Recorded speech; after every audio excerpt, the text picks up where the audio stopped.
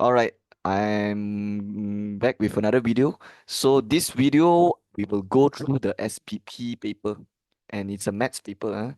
So this is the SBP trial for 2024, and it's a maths paper, and it's kertas 2. Okay, so let's start. Okay, question number 1. Diagram 1 shows a reciprocal that represents a variation. So this is the shape of the graph.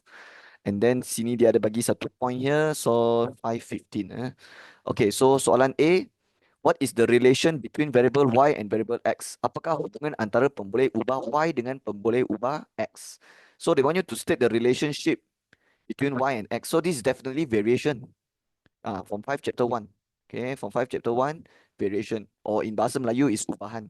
So if you want to know the relationship between y and x, we have to look at the y value and the x value. So you can see when the x value increase, okay, let's say when x is 7 lah, okay, so 7 will be ke kanan sikit lah, and then you can see that your y value actually decreases, right? Yeah, it's like below 15. So this number will be smaller than 15. It means if when x increases, y will increase. So satu naik, satu turun, right? Bila y naik, x turun. Okay. Bila x naik, y turun. So it means this is an inverse relationship. It means y varies inversely as x. So kita tulis dia macam ni. Dia adalah ubahan songsang. Okay. Because when satu naik, satu turun. So kalau satu naik, satu turun, it means the relationship is inverse variation. So y varies inversely as x. So what is the relation between y and x? This is the answer. Okay. Okay, I think you can write in the sentence also. You can write like this also. Y varies inversely as x. Or maybe some of you want to write in Bahasa Melayu, you boleh tulis y berubah secara songsang uh, dengan x. Okay, it's fine also. Okay, let's continue B1. Express y in terms of x. Okay, so we have to continue from our A answer lah. Y varies inversely as x. We change this symbol to equals, tapi kena tambah letak k kan. And k tu I will terus tulis letak atas lah. I will terus tulis atas. Because if you letak k, the k have to multiply with 1 over x. So when you darab dengan darab, you darab atas mah. So you end up like this. And now your job is to find k. And after you find k, then sudah siap lah. Dia mah y in terms of x. So how to find k? You kena ganti xy. And the xy is the 515 lah. Yeah. So ganti saja. So y is 15, right?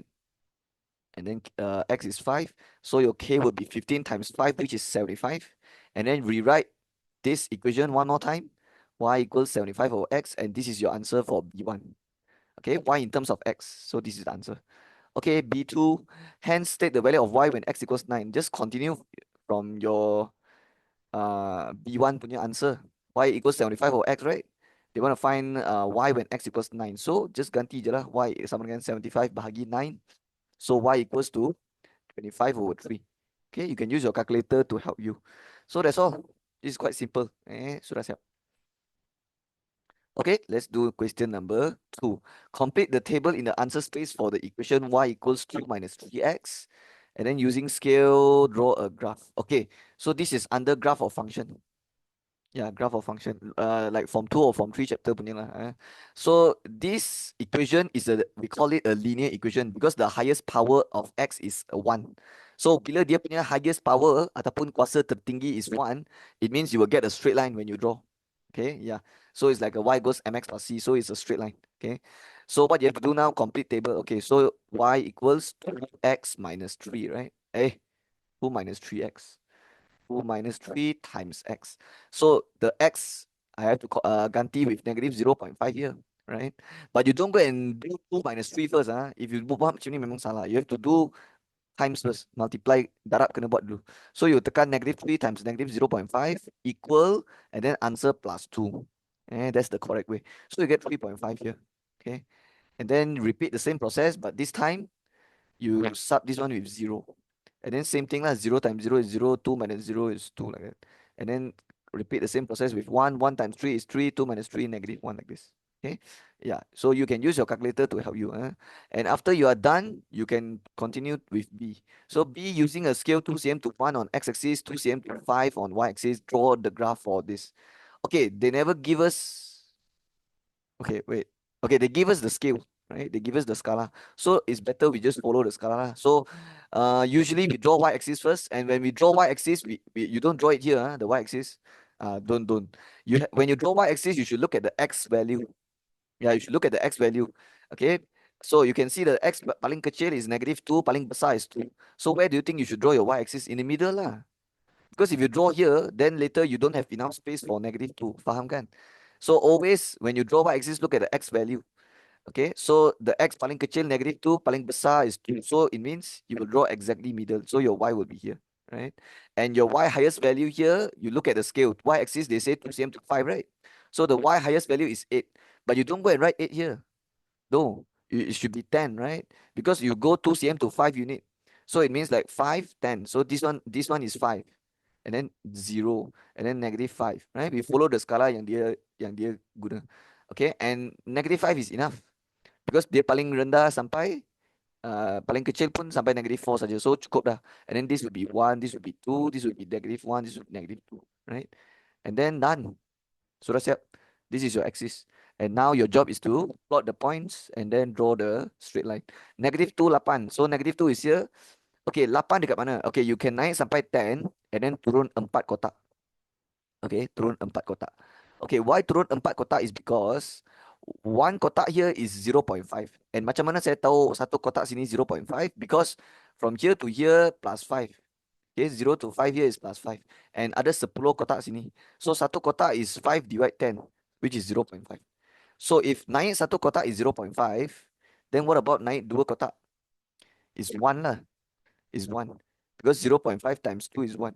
So it means 10 turun 2 kotak is 9, turun lagi 2 kotak is 8. That is why I say turun 4 kotak. Okay. Okay, next point. Negative 0.5, 3.5. 0.5 is 0 and -1 middle. So negative 0.5 is 1, 2, 3, 4 here lah. And then where is 3.5? Okay, you naik sampai 5 and then turun 3 kotak. Okay. If you want to know why turun 3 kotak is because 5 turun 1 kotak is 4.5. Turun lagi 1 is 4.0. So turun lagi is 3.5 lah. That's why turun 3 kotak. And let's make sure it's at negative 0.5. Negative 0.1, negative 0.2, 0.3, negative 0.5. Yeah, correct. Okay, next one, 0, 2. So just 0 naik 4 kotak lah. 1, 2, 1, 2. Okay, sini. This is 0, 2. Done. Next one, 1, -1. So 1 is here, -1 just turun 2 kotak. Because I told you already, satu kotak is 0.5. So when you turun 2 kotak is -1. Next one, 2, -4 is one easy. 2, okay, -5 is here mah. Naik 2 kotak. Yeah, because -5 tambah 0.5 and tambah lagi 0.5 is -4. Okay. Okay, now the final step is to join all the points and then you are done. Okay. Okay, so your straight line should match, how to say, should passes through all the points, right? And also make sure you draw using ruler. Don't draw using freehand. For straight line, you have to use ruler. Okay, and let's write the equation. Y equals 2 minus 3x. Okay. Okay, that's all. Sudah siap. Okay, let's do number 3. Given mean of 6 numbers is 35. Okay, this is definitely measures of dispersion. Okay. Sukatan serakan. Okay, so dia kata mean 35. So this is the mean symbol. Okay, X and then other line atas. And then 35. And then dia ada bagi tahu 6 numbers. Okay, 6 is the n. Okay, it means bilangan data. Ataupun berapa orang, ada 6 orang. 6. The n is 6, right? And then A says calculate sum of the 6 numbers. It means what they want you to find is the sum of the data. Yeah, the sum of the data. It means dia nak cari sigma X. Yeah. This symbol is sum of X. Okay. So how to find? Okay, you just use the mean formula.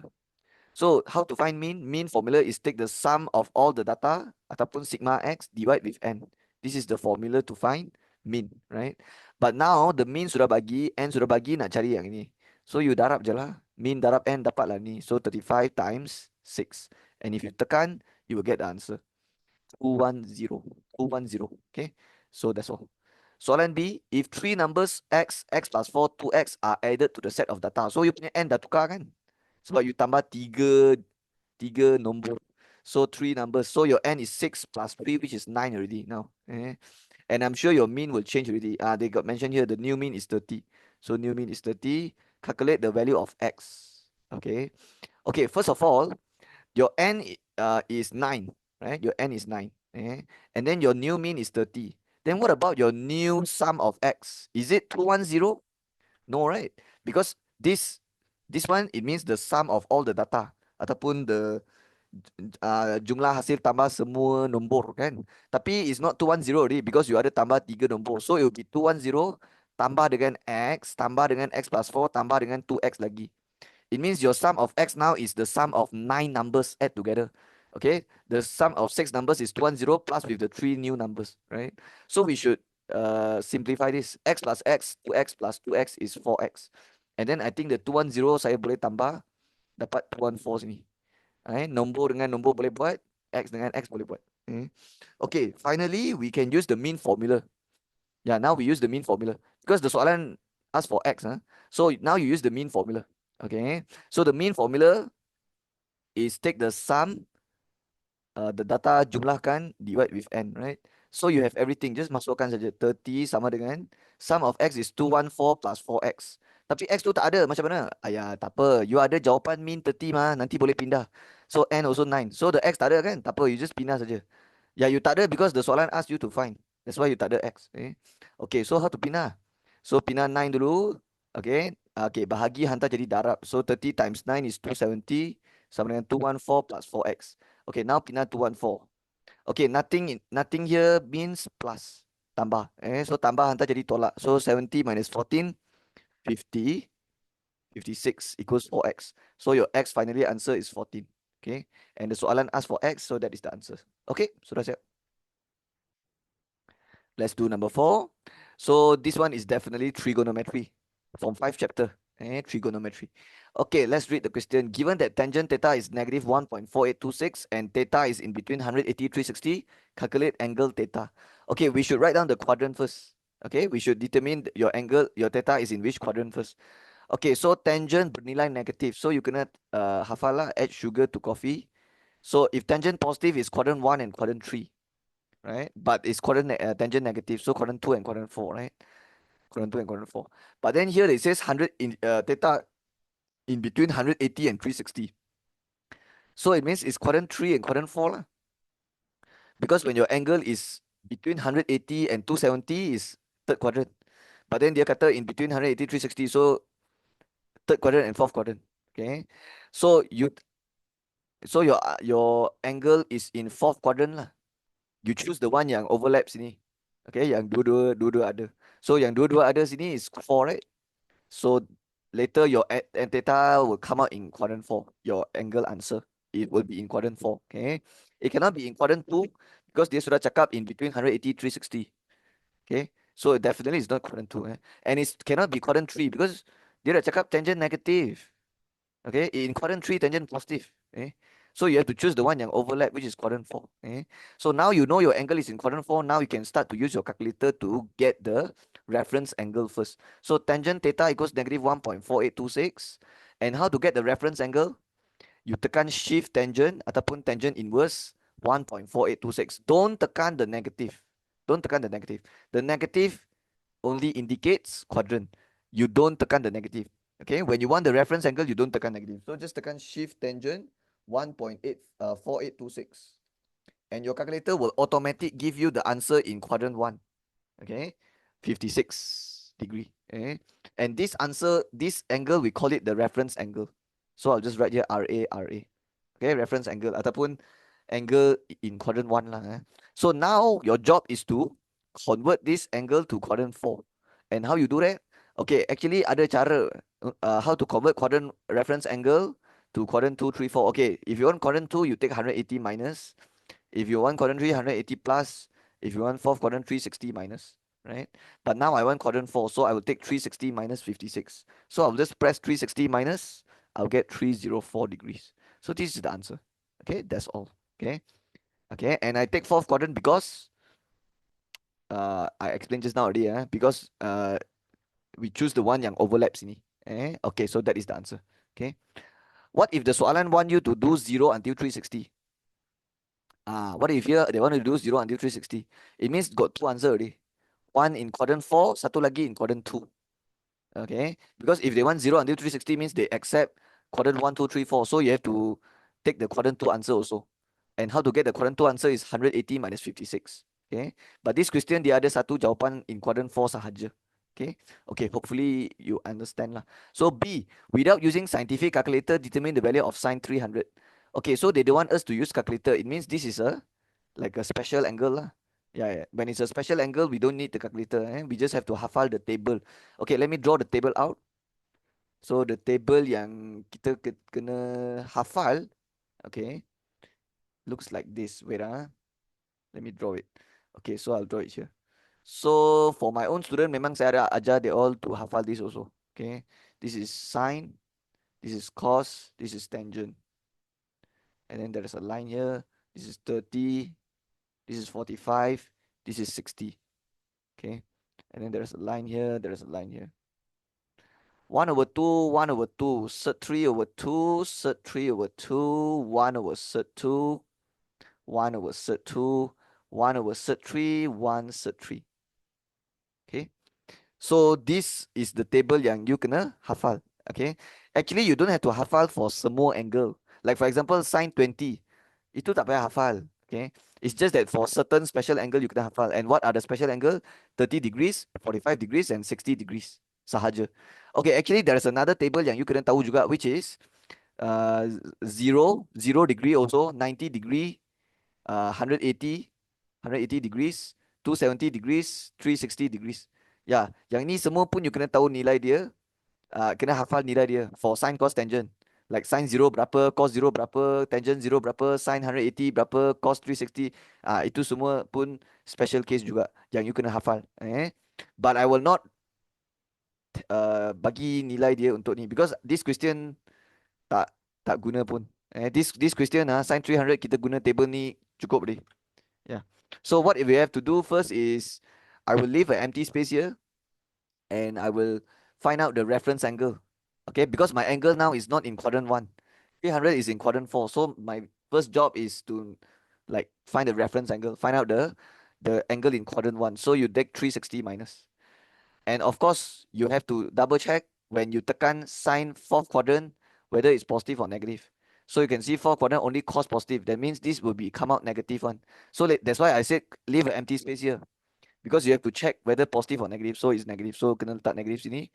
So it becomes negative sine 360 minus 300 is 60. Okay. And then sine 60 without using calculator ma. Okay, sine 60 you just refer to the 60 is a special angle. So you just refer to the table and your answer comes out this 3 over 2 like this. Okay. So table ni memang kena hafal. Okay. Yeah, you need to memorize it. Okay. Ini kena ada dalam otak. Ini exam tak bagi punya. Ini table. Okay, that's all. Okay, number 5. The length of a rectangle is x plus. Okay, I will just draw it up. Okay, saya akan lukis. Walaupun soalan tak suruh saya lukis, but I lukis je. Okay. Yeah, because it will be easier. It will be like senang untuk imagine kalau saya lukis. So length of rectangle panjang. So panjang is this one x tambah 3 cm. And the lebar width is 7 cm less than length. So the lebar berapa? X tambah 3 tolak 7. Okay. So you get equals to x minus 4 here lah. 3 minus 7 dapat negative 4 kan. So ini lebar dia, ini panjang dia. So A express the area of rectangle L in the form of AX square plus BX plus C. Okay, no problem. So L adalah dia punya, L represents the luas, the area of rectangle. But they want you to represent, how to say, express the L, the area of rectangle in this form. Okay. Okay, how to find luas rectangle? Panjang darab lebar lah, ataupun base times height. So X plus 3 times X minus 4. So we have to write bracket like this. Okay, and then just multiply them lah. When you multiply, you will get this form. Okay. Okay, so how to multiply, how to expand? X times X, X square, X times negative 4, negative 4X, 3 times X, 3X, 3 times negative 4, negative 12. So X dengan X boleh buat. So X square, negative 4 plus 3 is negative 1. So negative X minus 12. Okay, this is the answer. So express the area in this form, right? Yeah, this is the answer. Okay, I'll write the unit now, just in case, cm square, right? So I put a bracket like this, cm square. Okay, now we can do B. Okay, B dia kata, hence complete diagram 2 in the answer space. Wait, where's diagram 2? Oh, this one, diagram 2. By sketching the graph of function for the area of rectangle. It means they want you to sketch this function lah. Dia nak sketch graph ni in this axis here. Okay? But you first need to know how the shape of the graph first. You kena tahu bentuk graph dulu. You tak boleh cincai terus lukis one. So tell me, this is a quadratic, right? Why I say it's a quadratic? Because you nampak power 2. So bila dia punya kuasa tertinggi ataupun the highest power is 2, what shape you will get? What will be the shape of the graph? It will be a parabola, right? Okay. When your A positive, it will look like this. With A negative like this. And this one, the A is positive, so definitely it's like this, right? Tapi you tak boleh cincai buat macam ni and then okay sudah siap and then do the next question. Tak boleh, tak boleh, tak boleh. You cannot cincai buat macam ni kan. You kena find out the important points. You need to find out the important points. And what are the important points? The x-intercept, the y-intercept, and the turning point. Yeah, if it's a quadratic, I always recommend students to find the turning point. Okay, yeah, because if you don't do the turning point, you will not know whether your the axis of symmetry is on the right side or on the left side. Because later your graph will look like this, and dia punya paksi symmetry dekat sini, right? So some student, they, if you don't find out the turning point, you okay, if your turning point, turning point x coordinate is positive, then it's like your axis of symmetry is on the right side lah. But if your x coordinate here is negative, then your axis of symmetry is on the left side, right? So you need to find out, okay, so that you tak silap lukis lah. Okay, so what I will do now is I will draw a table. Sebenarnya tak lukis pun tak apa table ni, but I will draw it, okay? Yeah, and what I will do with this table is I will find the important points, right? So the first point I want to find is ganti x kosong to find the y-intercept, and then ganti y kosong to find the x-intercept, and then find the turning point, okay? Okay, so sini tulis x, sini tulis y, right? Ataupun fx. I read fx lah because they use fx here. So I will ganti x kosong and then ganti y kosong dulu. So when I ganti x kosong, what happens to my fx? So my fx equation is x square minus x minus 12. So imagine my x jadi kosong sini. So tinggal negative 12 saja. So it means this is my pintasan y-intercept, 0, negative 12. Okay. And then when y kosong, okay, when this thing become kosong, you will factorize x square minus x minus 12. And you can tekan calculator, A tekan 1, B tekan negative 1, C tekan negative 12, and you will get two answer, which is negative 3 and 4. Okay. Maksudnya ada dua pintasan x. Okay, negative 3 and 4. So later it will cut the x-axis at two points. Okay, I already told you just now, kalau boleh cari the turning point also, if it's a quadratic. And how you find turning point? Okay, you can use the negative b over 2a formula. Okay, this one. Okay, when you use this formula, you can straight away find the turning point x coordinate. Okay, can also. But I will do it another way. Which is by taking this number and this number tambah bahagi 2. Because you already know the graph have two different roots. So to get the axis of symmetry, just ambil ini, tambah ini bahagi 2 cukup boleh. So what is negative 3 plus 4 divide 2? Negative 3 and 4 middle is 1 over 2. Okay. You can use your calculator to help you. And then the 1 over 2 you sub inside here. So you get y equals bracket square minus bracket minus 12. And then here you sub 1 over 2, 1 over 2. This one is 12. Okay, and then you tekan all this, then you automatically get the y coordinate. And the y coordinate here is negative 49 over 4. Okay. Okay, I'll write in decimal. This one is 0.5. This one is negative 12.25. Okay. Okay, the reason why I write decimal is because later I need to plot here. So I need to know where, like, lebih kurang dekat mana point ni. Okay, so now I can sketch. So 0, negative 12. Okay, let's letak okay, this is a sketch question, right? So sketch kita tak payah ikut skala. Like just agak-agak lebih kurang saja.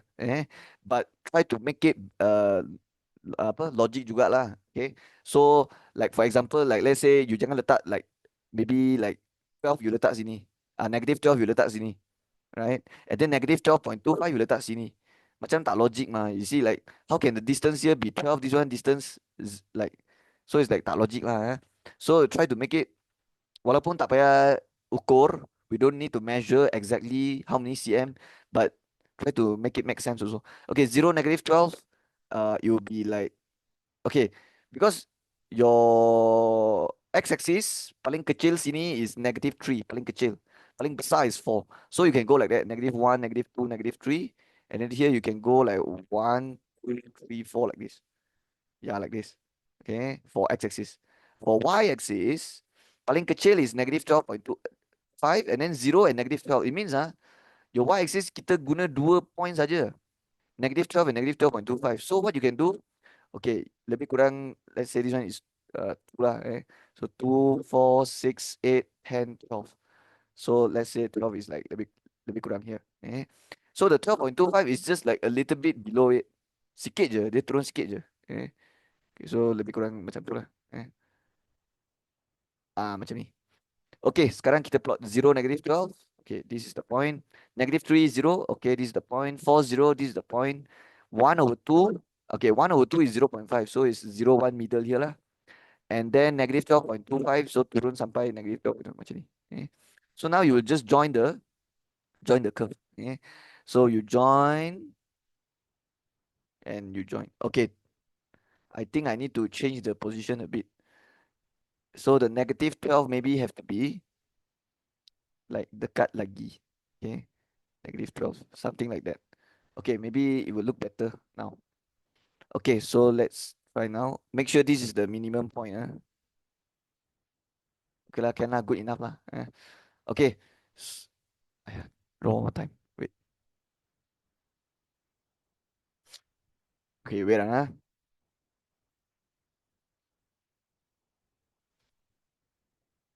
Okay, like this. So let's write the equation. What's the equation just now? The answer space. So fx, right? Fx equals ax squared plus bx plus c. So fx equals x squared minus x minus 12.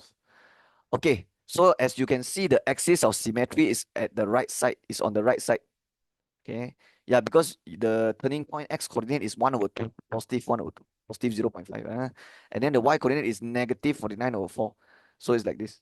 Okay, yeah, so the turning point is actually below the lintasan y. Okay, so yeah, make sure you do like that. And remember, whenever you find quadratic, it's always better to find out the turning point. I always recommend to find the turning point. Kalau dia quadratic. Kalau straight line tak payah lah. Straight line tak ada turning point man. Okay, so that's all. All right, number 6. So what chapter is this? I think this is the straight line. Yeah, straight line from 3 chapter 9. Okay, but they mix with the distance formula, right? I think distance midpoint formula. Okay, tak apa, kita baca. Diagram 3 shows the location of Eileen's house. Okay, Ravita's house and hospital drawn on the Cartesian plane.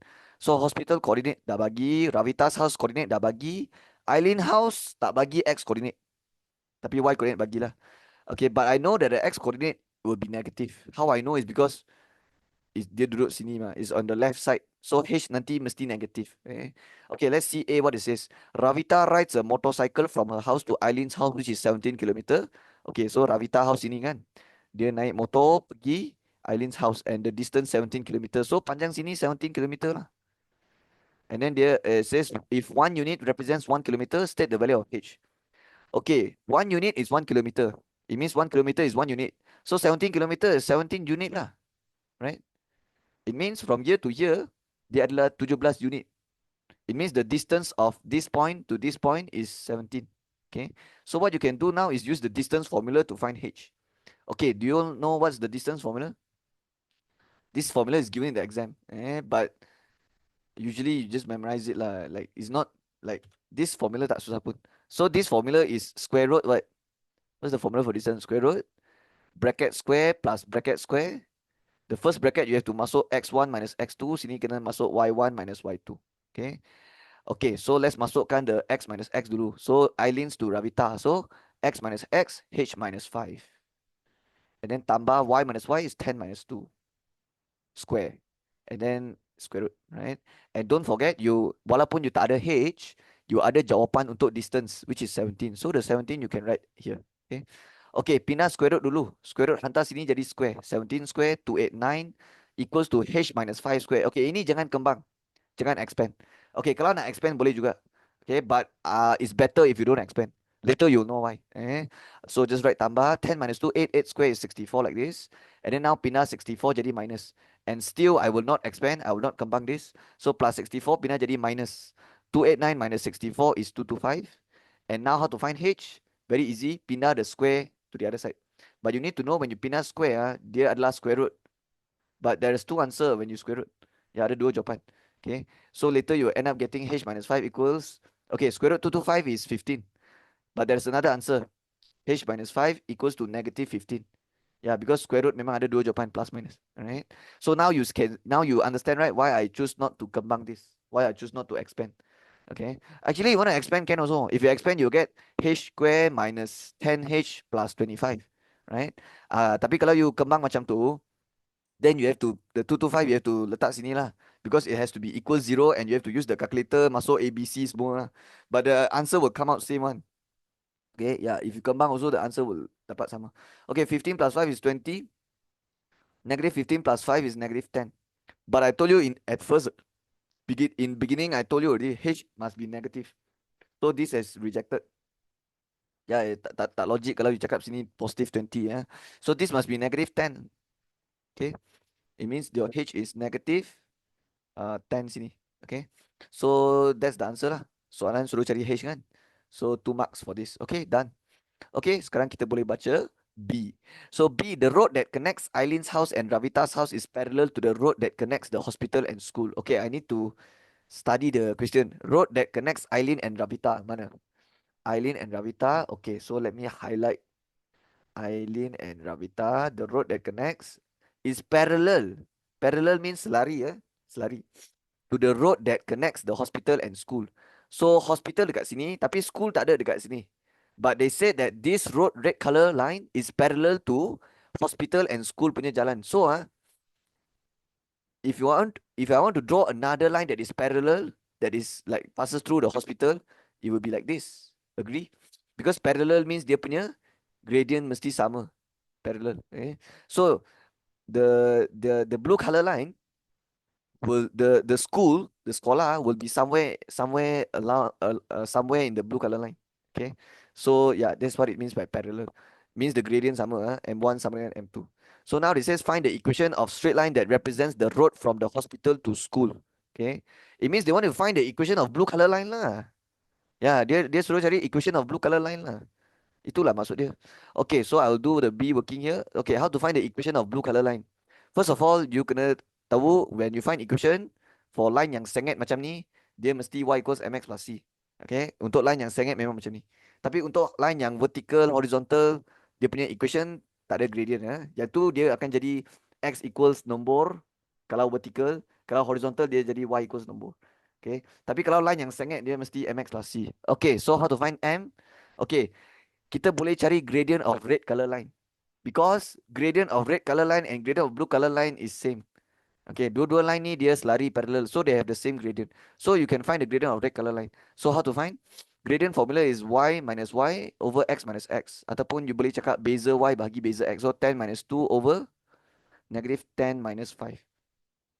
So you tekan ni you dapat 8 over negative 15. Maksudnya gradient garisan merah is negative 8 over 15. But guess what? The blue color line also same.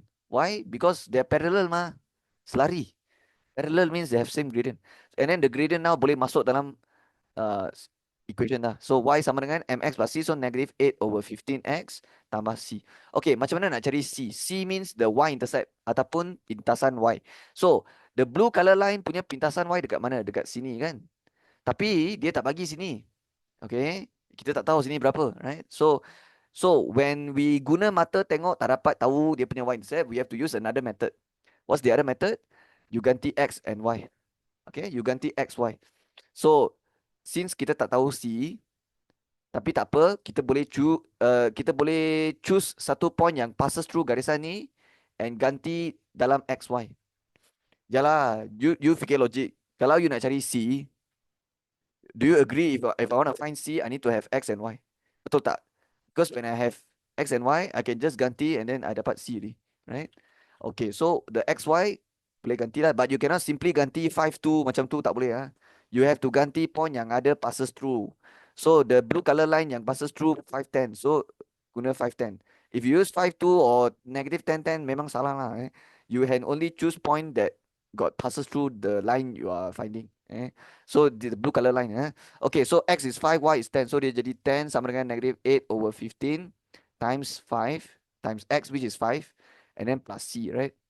Okay, so this one can cut left with 3. This one is 10 minus 8 over 3 hantar sini jadi tambah 8 over 3. So tekan 10 plus 8 over 3 dapat berapa? 34 over, sorry, 38 over 3. Yeah, 38 over 3. So the C here, the pintasan Y here is 38 over 3. Tapi dia tak suruh cari C pun, dia suruh cari equation. So your final answer should be Y. Okay, you kena tengok balik sini lah. So Y equals mx plus C. So Y equals negative 8 over 15x plus C plus 38 over 3. So this is the final answer. Okay, okay, that's all. Alright, let's continue with number 7. The Venn diagram in the answer space shows PQR such that universal set is P union Q union R. Okay, nothing important here. Tak ada information sini. On the diagram in the answer space, shade the set P intersect Q. Okay, this is quite easy. The answer is here. P intersect Q. Okay, let me shade nicely. So in exam, if kalau boleh you shade guna ruler. Okay, and make sure you shade nicely. Don't go and shade until like outside a bit or like and try to use ruler so that all the lines are parallel and it looks nice like this. Okay, and make sure you shade nicely. Jangan shade sampai keluar situ. Okay, so the answer is here. Okay, okay. Ada tak student yang tak faham kenapa lorek sini? Okay, I'll explain just in case in case some of you tak tahu kenapa like why the kawasan lorek here, right? Kenapa bukan sini? Kenapa bukan sini, right? Okay, because kalau dia kata intersect means you choose the overlap region. Okay, so this is region 1, 2, 3, 4, 5. So ini all the possible kawasan I label 1, 2, 3, 4, 5. So you can see that P is kawasan 1, 2, 3. Q is kawasan 3, 4, 5. Okay, because Q is this one. So everything inside Q, kawasan dalam Q is 2, 3, 4, 5. And since they want the intersection, kita pilih kawasan yang overlap sini. Ataupun kita kata kawasan yang sama lah. Ambil yang sama. Okay, yang mana yang dua-dua sama. So you can see that 2, 3, 2, 3. They both have 2, 3. That's why the answer is you lorate 2 and lorate 3. Macam tu. But of course, you have to erase all these workings. Especially like the labeling yang dekat sini. Okay, so if you want to use this method, make sure you erase all the working baru you lorate. Okay, let's do B now. P union bracket Q intersect R tutup bracket complement. Okay, I will use the same method I show you just now. So okay, I'll draw one here lah. So I'll draw another one myself like this. This is P, this is Q, this is R. So I make sure I draw similar with this. Okay, and then I will label all the kawasan here. So we have kawasan 1, 2, 3, 4, 5 macam ni. Okay. So now we can look at the soalan. So kalau dia ada bracket, kita kena buat bracket dulu. But look at the complement here. The pelengkap, the complement. So the complement is outside the bracket. It means you kena buat Q intersect R dulu. Lepas tu baru buat complement. So what is Q intersect R? Okay, you can see Q is actually 2, 3, 4, 5. Okay. Yeah, 3 and 4 included also. Like this like everything inside Q lah. Okay, and then what about R? R dalam R ada 3, 4. Okay, and dia nak intersect kan? Intersect means you choose the overlap here. Ataupun you ambil kawasan yang dua-dua ada lah, yang sama sini. So yang sama sini adalah 3 dengan 4. So the answer for Q intersect R is 3 and 4. But then they say complement. Bracket complement. It means I have to take everything except 3, 4. It means tak mau 3, 4. I repeat one more time. Q intersect R punya jawapan is 3, 4. Tapi dia nak Q intersect R bracket complement. So kita tak mau 3, 4. So it will be 1, 2, 5. Okay. So the answer here, from here to here is 1, 2, 5. And then now for P, okay, for P ada apa dalam 1, 2, 3, right? And then now kita tengok simbol sini. Okay, union. Because just now we do bracket first. Okay, now we sudah buat bracket, kita buat P union ini pula. Okay, union means ambil semua. Kalau simbol dia macam ni, intersect kita ambil yang sama kan? Kawasan yang overlap. But union means kita tak ambil overlap, kita ambil semua. Ambil semua. So ambil semua means we lorate 1, 2, 3, 1, 2, 5. So 1, and then 2, and then 3, and then 1, 2, 5. Okay, 1, 2 dah lorate sekali je lah. And then tinggal 5 saja. So this is the answer. Okay. Okay, but of course all these things you don't you don't need to show them this. Okay, you just lorate. Sekarang you dah tahu jawapan, baru you lorate dekat ruang jawapan sini lah. So you lorate according to what I lorate here lah. Like just ikut saja. So macam ni. Okay, so lorate everything lah basically except the moon shape. Tengok dia ada satu moon sini kan, macam bulan punya shape. Okay. Okay, so make sure you lorate nicely. Okay, and it's better to use ruler. Okay lah, macam ni lah, dah siap lah. Okay. So this is same with this. Okay. Okay, but make sure this one you erase. Ini semua jangan, tak payah tunjuk. You tunjuk ini dah dapat markah dah. Okay. Okay, ini semua tak ada markah. Yang saya tunjuk sini semua tak ada markah. Tapi walaupun tak ada markah, dia boleh guide kita untuk dapat jawapan. Right? Yeah, it's a method yang I use this method because dia boleh tolong kita untuk tahu mana kena lorek. Okay, macam tu lah. Okay, sudah siap. That's all. Okay, number 8. This one is definitely from 4 chapter. It's a logical reasoning. Penakakulan logik. Okay, let's read the question. Write the inverse of the following statement. Okay, you kena tahu formula for inverse. Formula for inverse. Okay, let's talk about implication first. Let's talk about implication. What is implication? Implication punya format dia akan jadi if something then something, if P then Q. Okay. And you kena tahu P, we call it antecedent. Dalam bahasa Melayu, antijadian. Q is the consequent ataupun dalam bahasa Melayu akibat. Okay. Sometimes they will ask this in objective one. They will ask to list down which one is antecedent, which one is consequent. So P is the antecedent, antijadian. Q is the consequent akibat. Okay, and then let's talk about converse. Converse dalam bahasa Melayu akas. And akas dia punya formula adalah if Q then P. It means you kena ambil PQ awak terbalikkan. Ya, terbalik ke tempat. Next one is inverse ataupun songsangan. Songsangan is you jangan terbalik, tapi you buat negation. So if negation P, if not P, then not Q. This is the format to write inverse. This wave symbol is negation lah, means buat negation. And then the last one is contrapositive.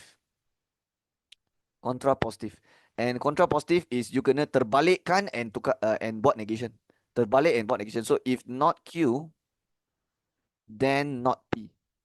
Okay. Okay, sekali lagi kita hafal sama-sama. Kalau implication, if P then Q. Kalau converse, terbalik. Kalau inverse, jangan terbalik tapi buat negation. Tapi kalau contrapositive, terbalik and buat negation. So converse, terbalik. Inverse, buat negation. Contrapositive, terbalik and buat negation. So that's why the Q sudah jadi depan sini. Tapi kena buat negation, and then P sudah jadi belakang jadi negation macam tu. Okay, so what they want now is write the inverse. So kita kena tengok yang inilah. If not P then not Q. Tapi kita tentukan siapa P siapa Q dulu. So dia ada bagi satu implication sini, if something then something. I don't even care what they are talking about here.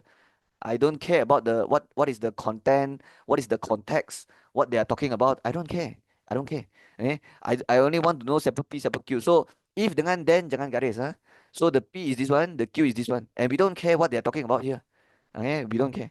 So now kita tak ada tahu which one is P, which one is Q. Now we just write the inverse. So according to the formula, kita kena tulis if negation P. So kita buat negation P. So what is P? 5.3 times 10 power n is a standard form. So buat negation. Negation dalam bahasa Melayu penafian.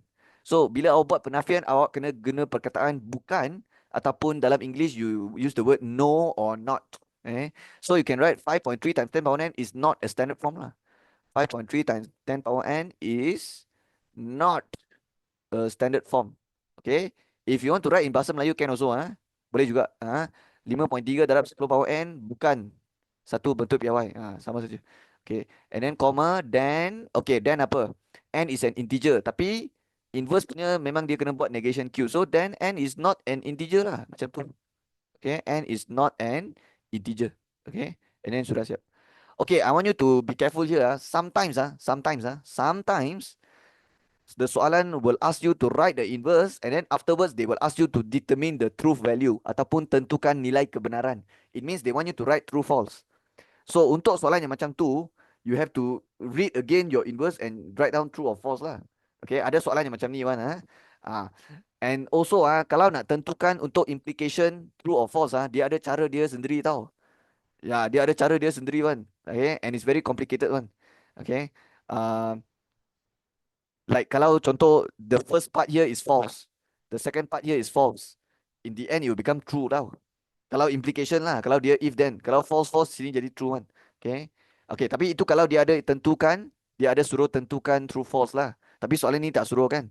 Okay, so I don't want to waste too much time. I'll just continue lah. I'll just continue to B. But I just want to make sure you are aware the type of question that can come out. Sometimes they can ask about whether it's true, false or not. And you need to make sure you know how to tentukan implication true or false. Dia ada cara dia sendiri ah. Cara dia sendiri is like not same with the, it's like a bit complicated one lah.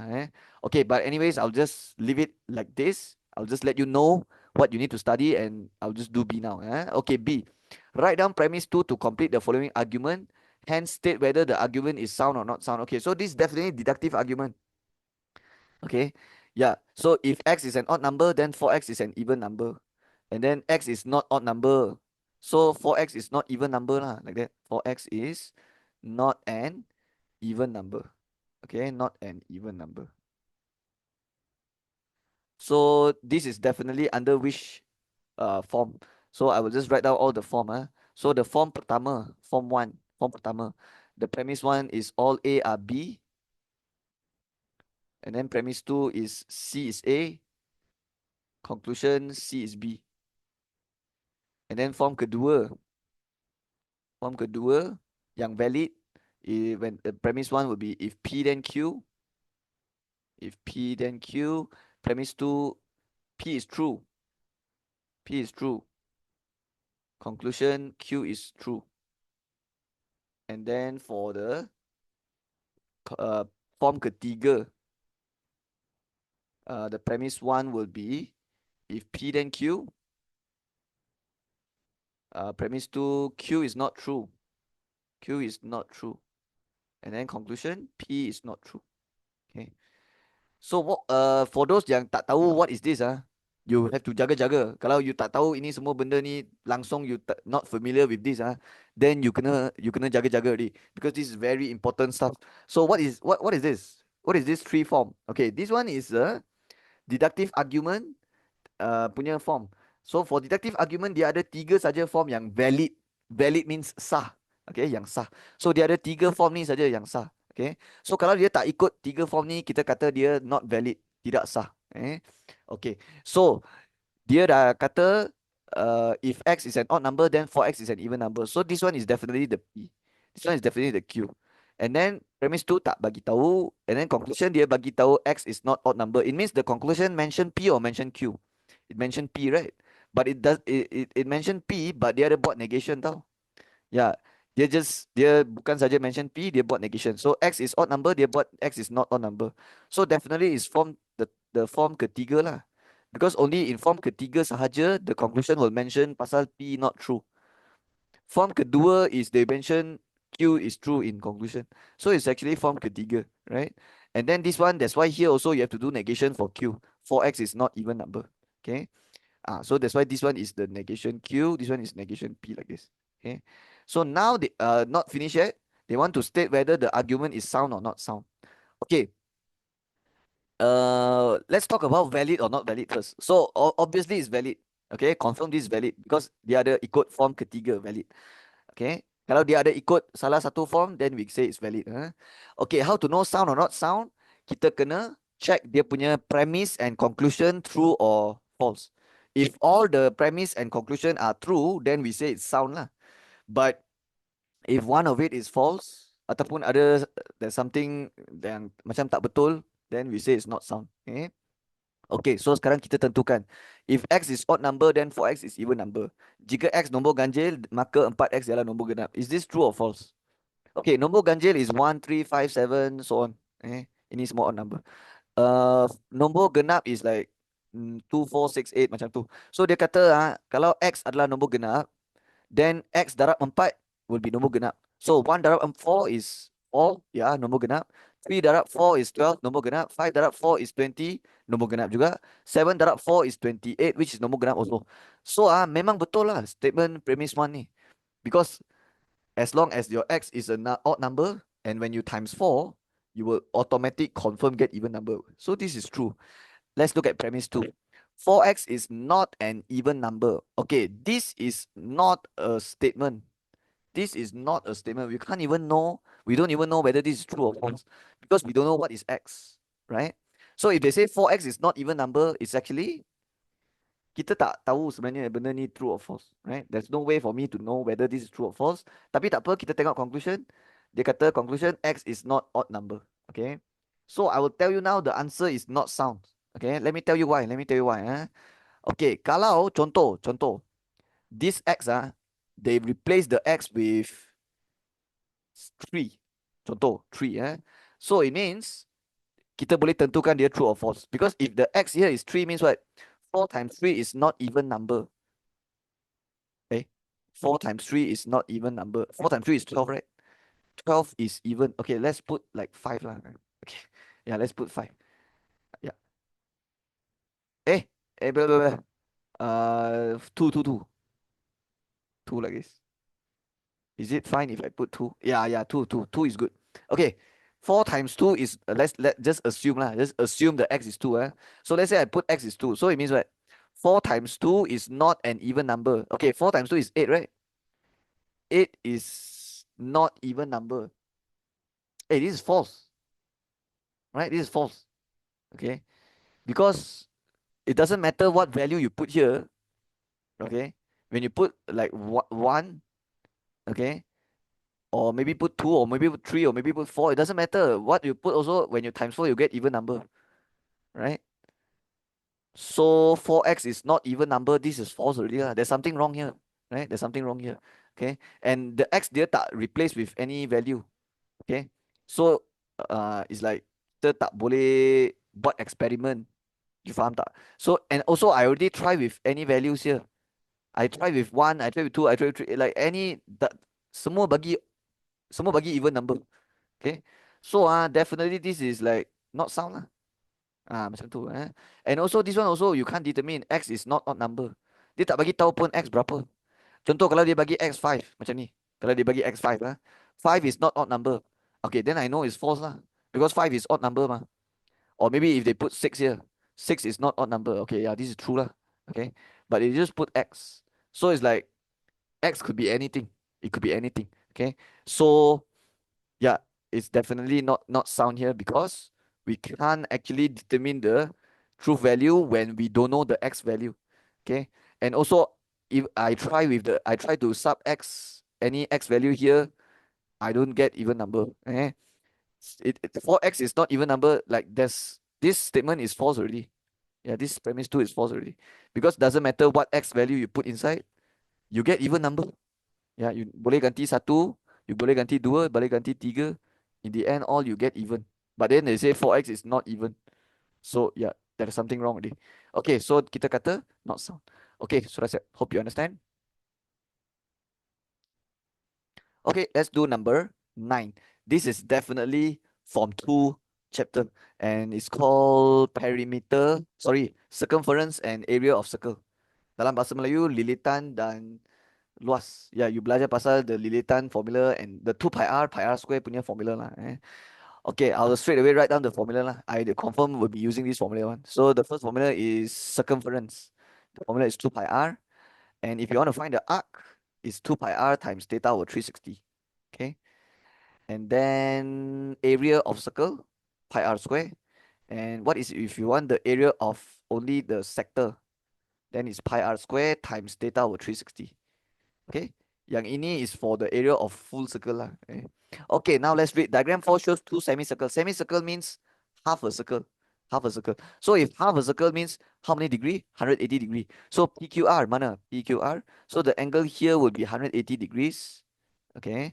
And PUO with center O and T. So, okay, so yalah, center O, so that's why here is 180. And then the other semicircle, PUO with center T. PUO with center T, the angle here also 180 because semicircle.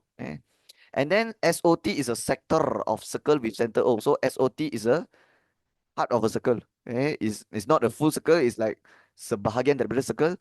With center O, PTOR is a straight line. Okay, walaupun saya tak tahu angle sini berapa, but I do know that this line and this line mesti sama panjang one. Because sector, if this is a center tarik to the T and tarik to the S, this one will be the radius. So dua-dua line ni mesti sama panjang. Okay, tapi saya tak tahu panjang dia lah. So let's keep reading. Given OR is 18. Okay, sudah bagi panjang. So if OR is 18 means OP also 18 lah. Because OR is the radius of the big semicircle. And OP is also the radius of the big semicircle. So if this is 18, from here to here also 18. Okay. But do you realize from O to P is actually the diameter of the small semicircle. So you can take the 18 divide 2 again, you get 9, 9 like this. And now you already know the radius of the small semicircle radius is 9. And also the 9 is also at the same time the radius of the small sector here. Okay. Yeah, so that's all. Okay, SOR is 155. Okay, mana SOR? Okay, sini 155. Okay. Okay, I can find the angle for the small sector here lah. Just take 180 minus 155. So you get 25 here. And then using pi 2207, calculate the length of minor arc ST. So soalan A. Okay, dia nak cari arc ST. Arc dalam bahasa Melayu, lengkok. Lengkok. So lengkok ST means dia nak cari sini, sini. Ini panjang yang dia nak cari. And the formula I sudah tulis for arc. 2 pi r darab theta over 360. Okay. So 2 darab pi. Pi dia kata guna 2207. So kita ikut darab radius jari dia berapa. So we are finding the arc ST. You jangan masuk 18 for the radius. The radius will be the radius of this small sector, which is 9. 9. And then the angle is 25 over 360. Okay. Macam tu. Okay, so tekan ini semua, you dapat jawapan. Okay, the answer 3.929. I'll write in 4 significant figures. Okay. Okay, I think I will prefer writing it in fraction actually. It's better. So let's write in fraction 55 over 14 cm. Okay, why I prefer to write in fraction? Because soalan ni, I mean jawapan yang calculator bagi tu, dia bagi banyak-banyak apa? Banyak-banyak decimal place, right? So for case yang macam tu, usually I lagi prefer write in fraction. Okay, because when you write in decimal, you are taking a part of the answer. You hanya tulis sebahagian jawapan saja. Tapi kalau you tulis dalam fraction, pecahan, is the best way because you are taking the whole answer. Faham kan? So it's better to write in fraction. And kalau saya yang buat SPM, saya yang duduk dekat Dewan SPM, mesti saya tulis macam ni. Kalau saya lah. Okay. Okay, so B. Area of shaded region. So shaded region is here and here. But you have to find separately lah. Yeah, you kena cari separately. Yang ni cari separately, yang ni cari separately. Okay, I find the area of sector OST first. So area of OST. I'll just call it. Okay, I write full lah. Area of sector OST. Okay. Okay, area of sector formula dekat sini. Pi r square. So 207 times the radius of sector OST is 9. And then darab theta 25 over 360. So kalau saya tekan semua ni, saya akan dapat jawapan which is berapa? 22 over 7 times 9 square times 495 over 28. Yeah, I'll write in fraction also. Yeah, because dia punya decimal is like banyak-banyak decimal place. So I tak suka. Okay, right, like this. Cm square. But to get the area of shaded region, saya kena ambil ini, tambah dengan ini, right? Okay, so how to find the area of this? Okay, this region, you have to take area of big semicircle minus area of small semicircle. And how to find area of big semicircle? Same formula. Pi r square times angle over 360. So pi, okay, the big semicircle radius is 18 square times with angle, which is 180 over 360. Or you can write 1 over 2. Can also. And then tutup bracket, tolak dengan the small semicircle, which is same formula, pi r square, but this time the r is 9 saja, square times with 180 over 360. And after you tekan semua ni, you kena tambah dengan 495 over 28. Because 495 over 28 is the area of the small sector here. Okay. So when you take besar tolak kecil sini, you dapat kawasan lorek yang ini. And then tambah dengan yang 495 over 28, which is this sector right here. So the only thing left is just tekan calculator saja lah. So tekan ini dulu. Okay, so if you tekan, you will get 3564 over 7. I write in fraction also. Okay. Yeah. This one also I write in fraction. Because I tak suka the decimal answer. Dia macam banyak decimal place, so I tak suka. So I just write in fraction and then tambah dengan 495 over 28. Okay, ini kena minus dulu. You jangan pergi plus dulu. Okay. Jangan buat ini tambah dulu. Minus dulu. Okay, so what you get here is 2673 over 7 tambah 495 over 28.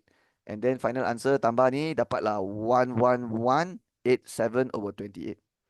Okay, and the answer is in cm square because this is area. Okay. Okay, for those yang nak tulis dalam decimal, can also lah, up to you. The decimal will be 399.54. Okay.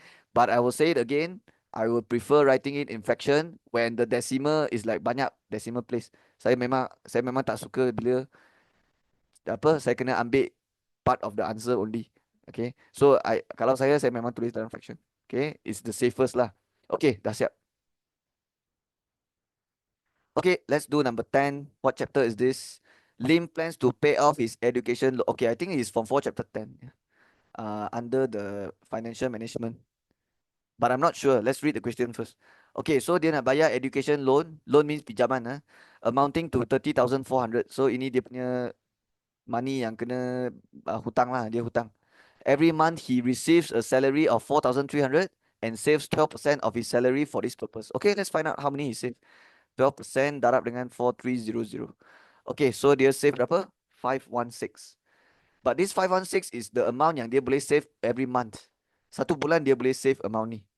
Okay, tapi yang dia kena hutang yang dia kena bayar is this one, 30,400. So calculate the minimum time in months required by Lim to pay off his education loan if his current savings amount is 11680. Oh, dia ada juga saving dia sendiri, which is 11680. So 11680 tambah dengan 516x sama dengan 30400. Okay, and we will let x be the number of months. Okay, number of months. Okay, for those yang tak faham apa saya tengah buat, let me explain. Sekarang dia satu bulan boleh save 516. And kita kena tahu berapa bulan yang dia kena required untuk bayar 30400 kan. So I will just, because the original saving dia dah ada dah 11680. So 11680 tambah dengan 516 darab dengan berapa bulan kita tak tahu. So kita jadikan dia X lah. And then equals to 30400. Okay. And we can find out the X now. And the X will be the number of months lah. Because dia suruh cari time in months, right? So carilah X. So pindah dulu 11680. So what is 30400 minus 11680? 18720. So your X will be 18720 minus 516, 36.28.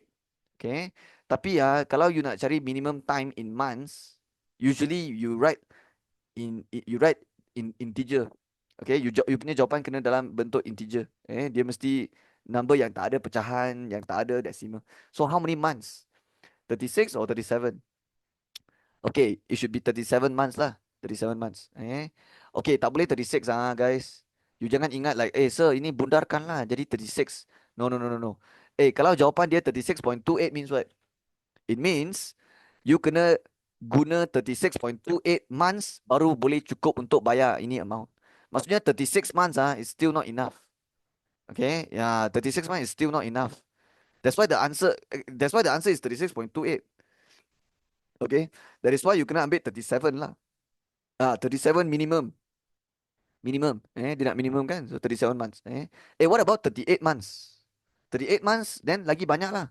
39 months lagi banyak, 40 months lagi banyak, 5,000 months lagi banyak kan? Tapi kita ambil yang minimum time. So minimum sekurang-kurangnya dia kena spend 37 months baru dia boleh cukup untuk bayar ni. 36 tak boleh. 36 memang tak cukup. Okay. Okay, let me explain using another way. Minimum dia punya simbol adalah besar atau sama dengan, right? So actually, the symbol here is besar sama dengan, besar sama dengan, besar sama dengan. That is why at the end, you take 37 for your answer, not 36. Because if you take 36 dia smaller than 36.28. If your answer comes out is, your answer has to be bigger or equals 36.28. It means you punya jawapan kena besar ataupun besar daripada 36.28 ataupun sama dengan ni. So 37 lah is the nearest one. 36 mana boleh? 36 is not bigger. Faham kan? Okay. So actually if you write bigger or equals here can also. Okay. Tapi kalau nak tulis equal boleh juga. Okay. Just make sure your final answer here you jangan ambil nilai yang salah. So I hope you understand why is it 37 not 36. Okay, that's all. Okay, now we are doing bahagian B. So jawab semua soalan. Okay, 11. The annual income. Okay, income tax. Form 5 chapter 3 confirm. Because I see the word income already. Okay, so let's talk about income tax punya step. So income tax. What is the step to calculate income tax? So step number one, step number satu is find the chargeable income ataupun dalam bahasa Melayu pendapatan bercukai. And how you do that? Take the annual income, okay, pendapatan untuk satu tahun, annual total I should write total annual means satu tahun minus with the tax exemption and tax relief, okay. And then step number two, refer the table, okay, ataupun dia akan bagi satu jadual table for the rate of income tax, and the table will tell you the rate of the income tax. Later I'll show you how to read the table. And when you baca the table, you will get these two things: base tax and balance. Dalam bahasa Melayu, base tax is cukai dasar, balance is cukai baki. And what you should do, step 3, is take your cukai dasar and cukai baki tambah lah. Okay. So step 3, you can calculate income tax already. So your income tax formula is take the base tax plus with the balance cukai baki yang you dapat daripada table, and then tolak dengan rebate. Okay, rebate ni you kena hafal, ada dua. There's two types of tax rebate. First type is when your chargeable income, CI, does not exceed 35,000. Tidak melebihi, does not exceed 35,000. Then there will be a rebate of 400. Rebate is like discount. It's like discount. Rebate like macam discount 400. Another type of rebate is zakat. But you don't have to worry about this zakat. Because kalau soalan tak mention zakat ni, means dia tak ada. Maksudnya yang rebate untuk zakat ni, you tak payah worry about it. Because the soalan will mention kalau ada zakat, dia akan mention. Kalau tak ada zakat, kalau soalan tak mention zakat, means dia tak ada zakat lah. Tapi yang atas ni, you kena jaga-jaga ini. Ini soalan tak ada mention one.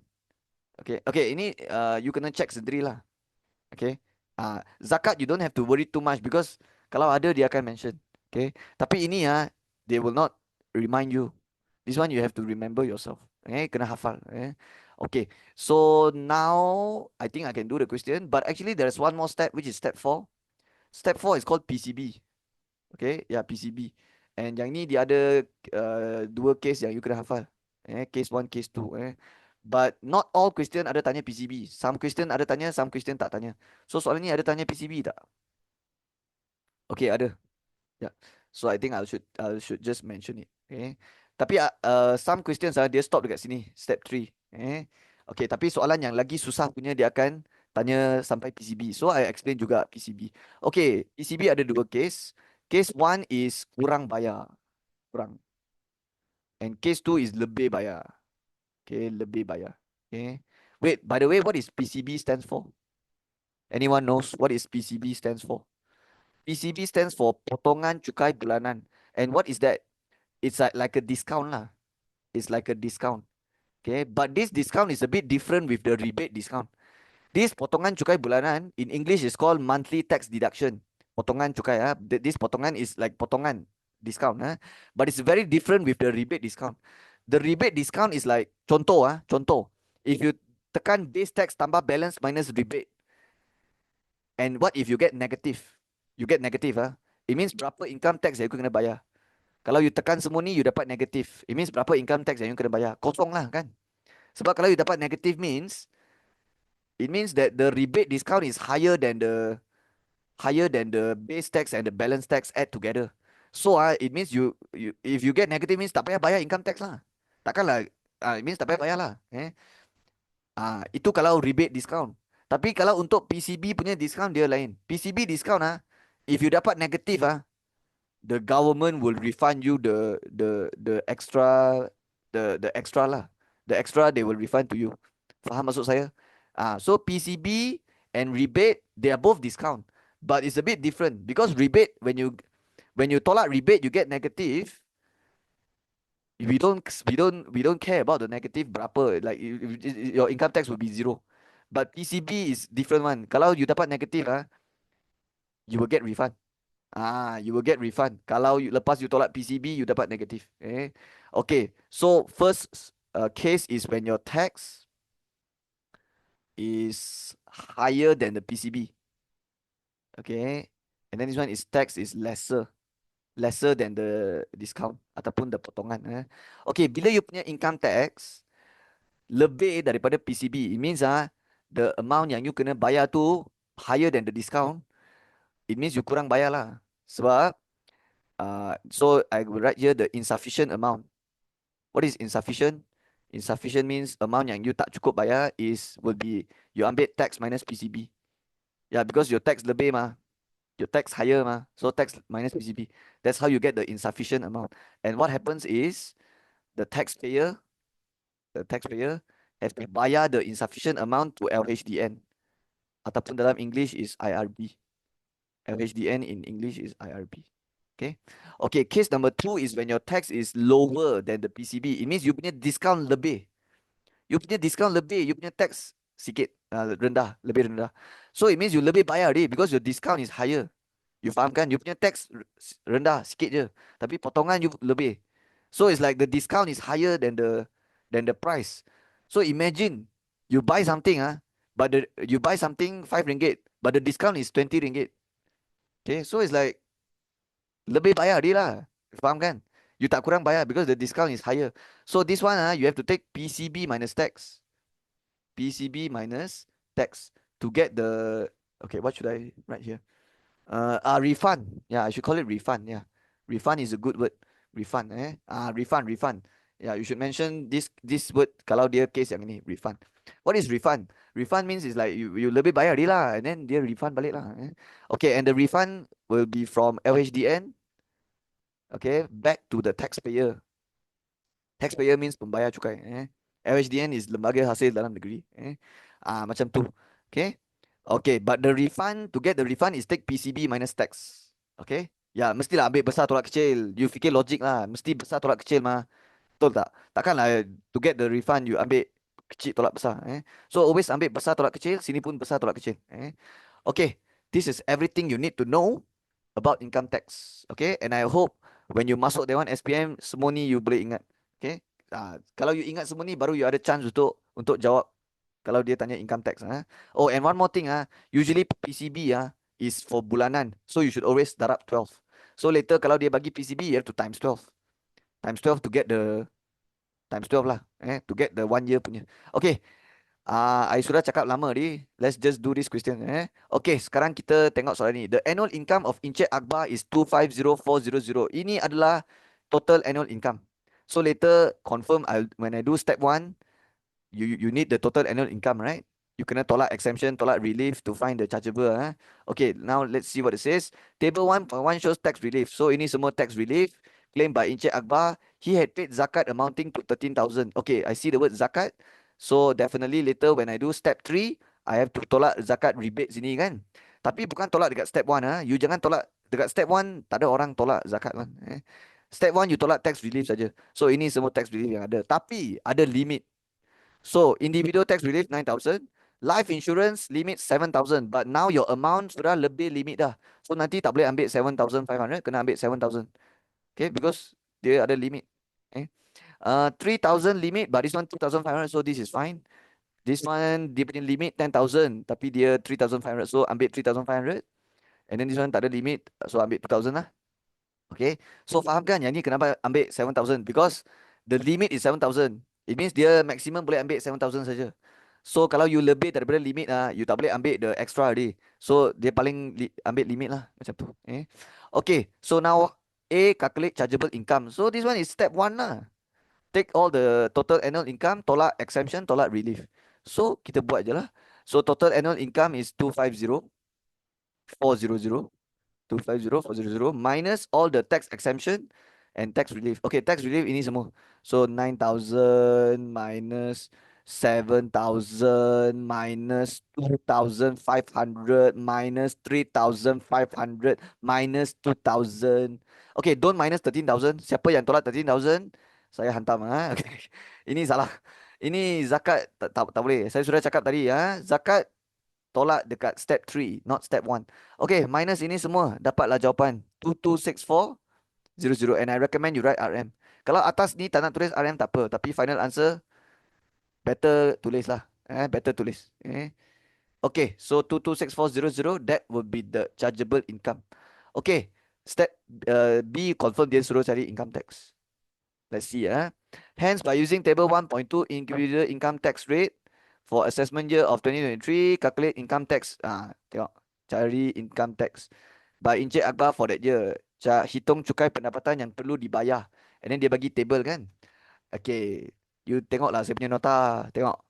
Step 1 sudah buat mah. Step 2 sekarang buat apa? Tengok table, dapatkan base tax, balance tax. Cukai dasar, cukai baki. And then step 3 buat income tax lah. So for this B question, kita buat sampai sini. Kita kena buat sampai sini. Okay, step 1 dah buat dah. Sekarang step 2. But when you do step 2, you need the chargeable income. Yeah, you need the answer from step 1, which is the chargeable income. So let's look at it. The chargeable income is 226400, and we will when we refer the table bila kita tengok table, kita kena guna amount ni 226400. So 226400, it's 6400. So dia belong to which? So this one chargeable income, right? So yang mana? Dia belong to yang mana? Yang ini kan? Yeah, 226400 is in between 100,000 and 250,000. So it belongs to this bracket. So yang ni kita tak tengok ni. So kita tengok yang ni. So apa cara untuk tengok? Okay.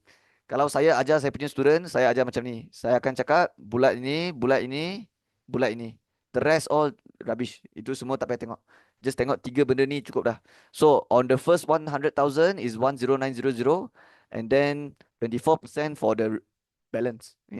Okay, so what it means is first 100,000 you kena bayar 10900, and this is the cukai dasar, the base tax. So you already know your base tax already 10900. So can tulis already. So your B base tax is 10900. What is base tax? Cukai dasar. It means cukai yang you bayar for the first 100,000. That is the cukai dasar. But sir, how to get cukai baki? Okay, you ambil 226400 minus the 100,000, and then darab dengan 24%, because that's the balance. You kena tolak dulu to get the balance. So 226400 minus with, okay, the 10900 is only for the first 100k. So that's why you have to minus with 100k to get the balance, and then darab dengan 24%. And then here I should write the balance. Okay, ataupun dalam bahasa Melayu cukai baki lah. And if you tekan all this, you boleh dapat you punya balance tax. So let me tekan 226400 minus, oh wait, 226400 minus 100k equals times 0.24. My calculator give me 30336. 30336. Okay, so ini cara untuk baca jadual. Okay, now we already done our step 2. Okay, dah dapat base tax, balance dah. The last step is step 3. Find income tax, ambil ini, tambah ini, tolak ini lah.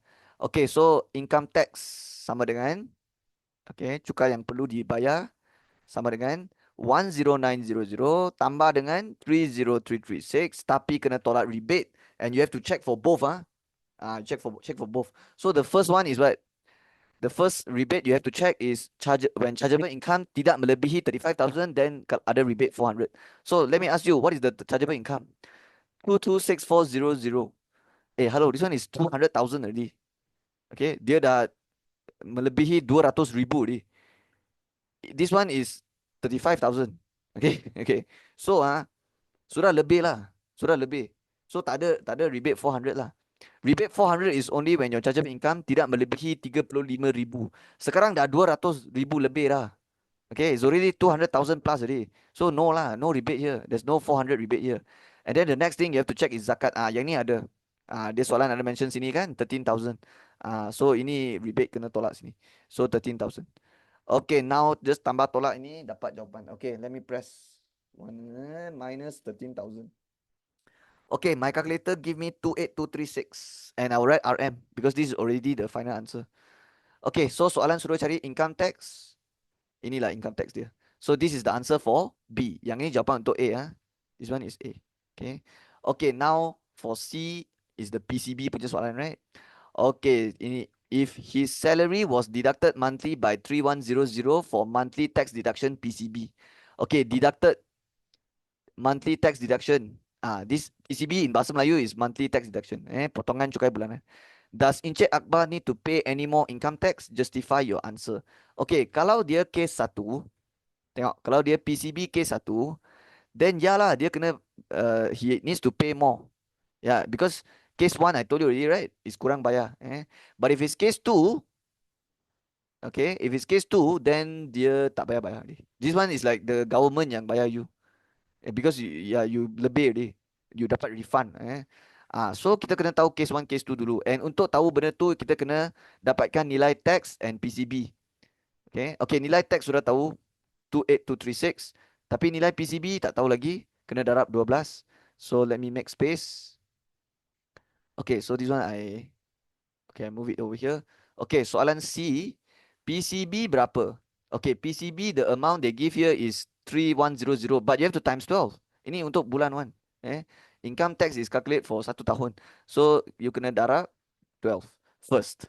And when you darab 12, you akan dapat 37200. Okay, sekarang kita banding nilai ni dengan nilai ni. So tell me now, case 1 or case 2? Kurang bayar or lebih bayar? Okay, siapa lagi tinggi? Tax lagi tinggi or discount lagi tinggi? PCB lagi tinggi kan? So discount lagi tinggi kan? So kalau discount lagi tinggi means what? Means you lebih bayar lah. Because the discount lagi tinggi mah. The discount is higher mah. So this is case 2, where the tax is actually lesser than the PCB. Because the tax is only 28,000 lebih. PCB is 37,000 lebih. So the potongan is actually higher. Okay. So you jangan ambil kecil tolak besar, you ambil besar tolak kecil. So besar tolak kecil 37200 minus 28236. And when you minus, you are actually finding the refund. Okay. Yeah, because it's a lebih bayar punya case. Remember the notes? Tengok sini. Tax, kalau dia kurang daripada PCB, you calculate the refund. And then government, LHDN kena bayar balik refund. Sebab lebih bayar. So dia case 2.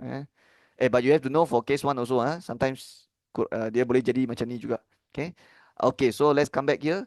What is 37200 minus 28236? You dapat 8964. Okay, so sekarang kita boleh jawab soalan lah. So the question asks for what?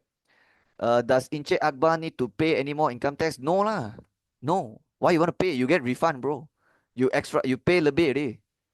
Dia dah bayar lebih already. So the answer is no. Justify your answer. Okay, we can just write the reason here. Okay, so we will write no. Encik Akbar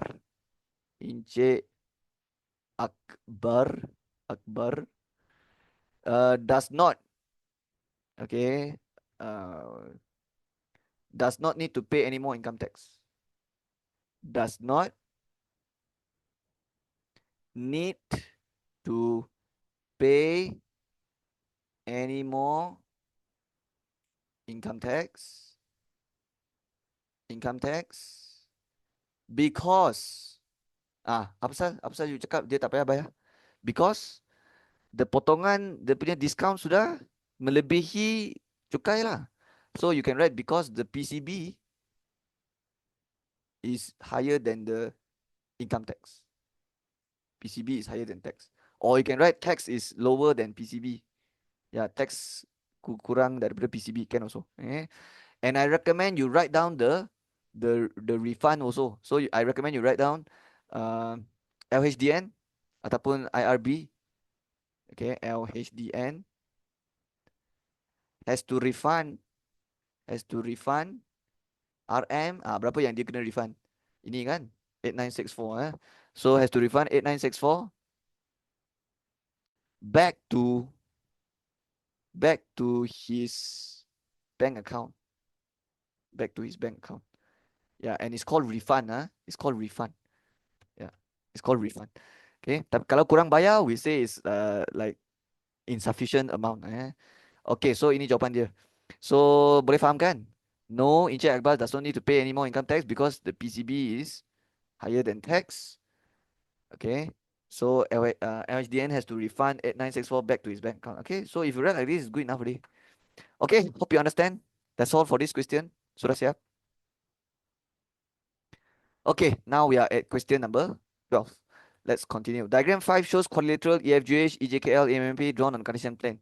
So EFGH, EJKL, EMNP is the big one. Okay, boleh. So definitely it's a Form 5 chapter. And it's the chapter 5, I think. The the combined transformation punya chapter. Okay, so A kata state whether quadrilateral EJKL and EMNP are similar. Justify your answer. Okay, if you don't know what's similar, kalau you tak tahu maksud perkataan similar, serupa, then you tak boleh buat soalan ni, right? If you don't know the meaning of the word, then you can't do this question. So let's talk about what's similar. Okay, you kena tahu what is congruent dulu. Kalau you nak tahu what is similar, you kena tahu congruent dulu. Okay, so congruent vs similar. Okay, you learn this word in the Form 5 chapter 5. Okay, the transformation punya chapter. So the first thing you learn in this chapter is congruent. Okay, and then the next thing you learn is similar. Okay, what is congruent? Congruent is when they have same size and same shape. Same size and same shape. Okay, in other words, dia adalah sama apa? Sama size, sama bentuk. Okay, okay, or you can say all corresponding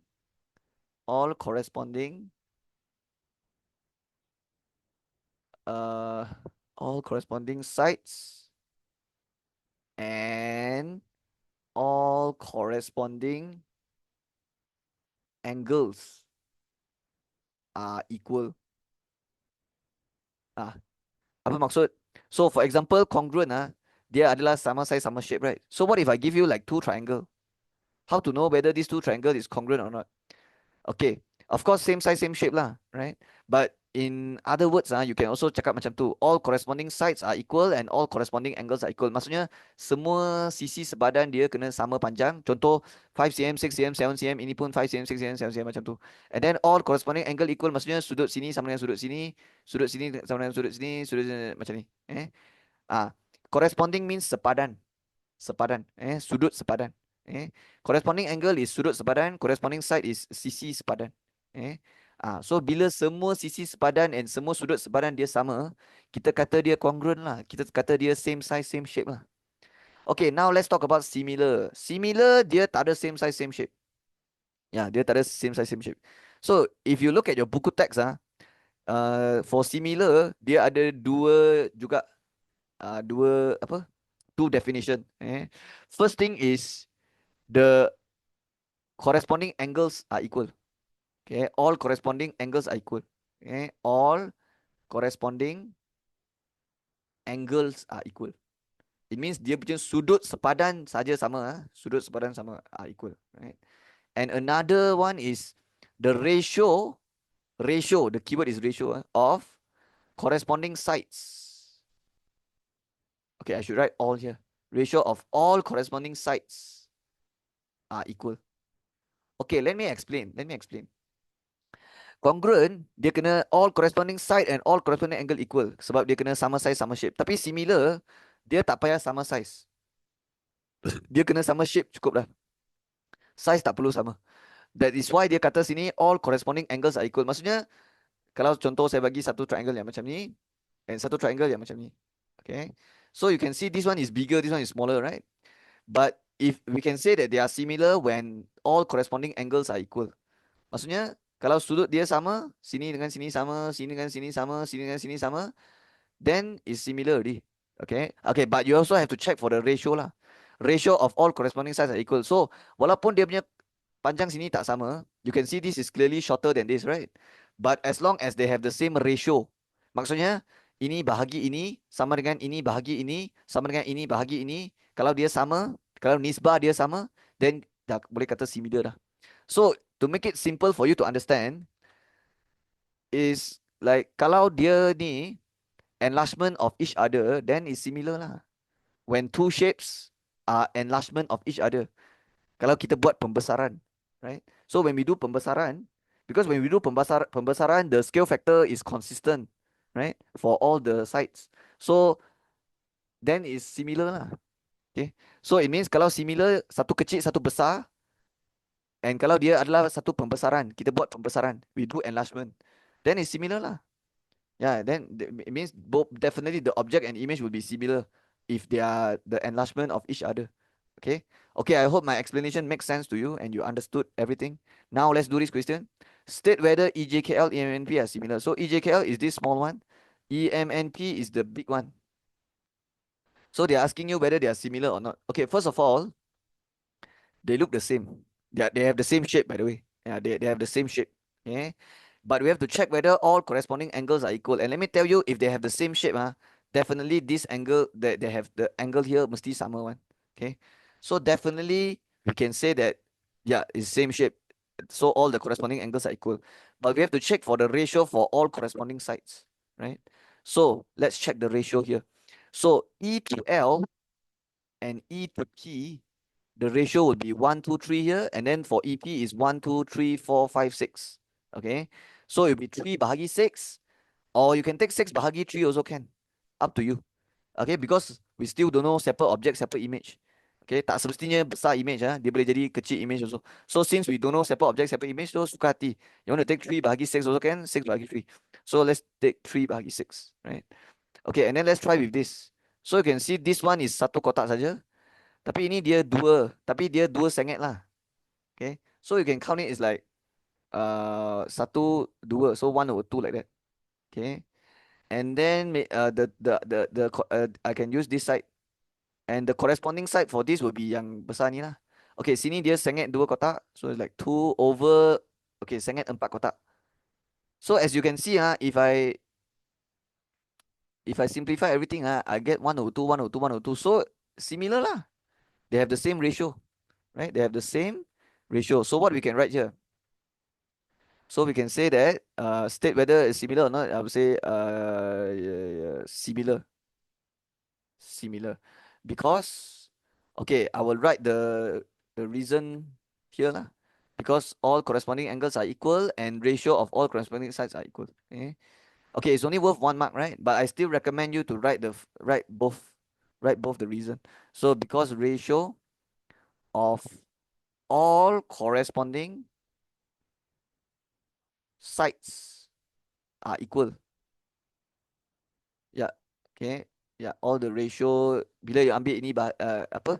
Sisi sepadan dia bila you bahagi you dapat nisbah dia sama, And also why? And one more reason is all corresponding angles are equal. All corresponding angles are equal. It means they are the same shape lah. They are the same shape, it's just different size lah. Sama bentuk, cuma size je yang tak sama. Okay, corresponding angle lah ni. Corresponding angle, sorry. All corresponding angles are equal. Okay, so boleh faham kan? Because ratio of all corresponding sides are equal, and also all the corresponding angles are equal, means they are same shape but different size. And the ratio is same, so similar. Okay, dah, sudah siap. Now we can do B. EMNP is image. Oh, dia sudah bagi tahu siapa image. So I better label.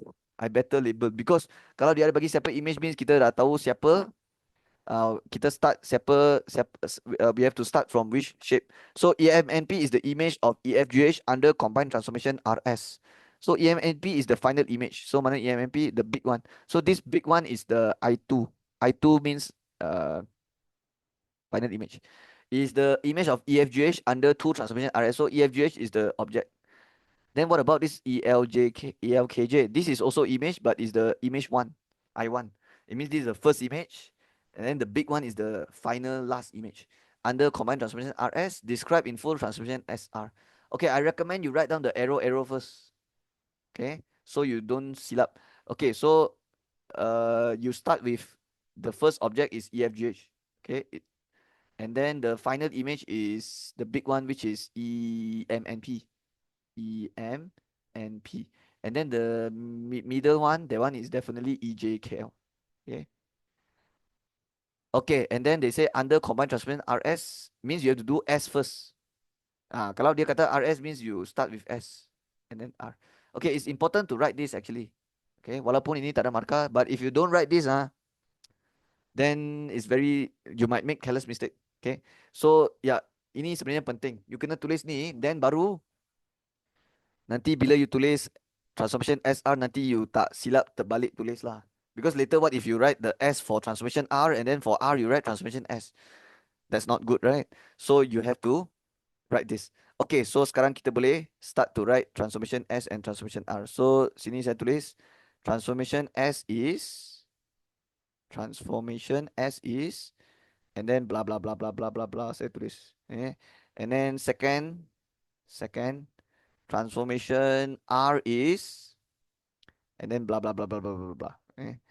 Okay, so now we just have to determine which transformation. Okay, S is from EFGH to EJKL.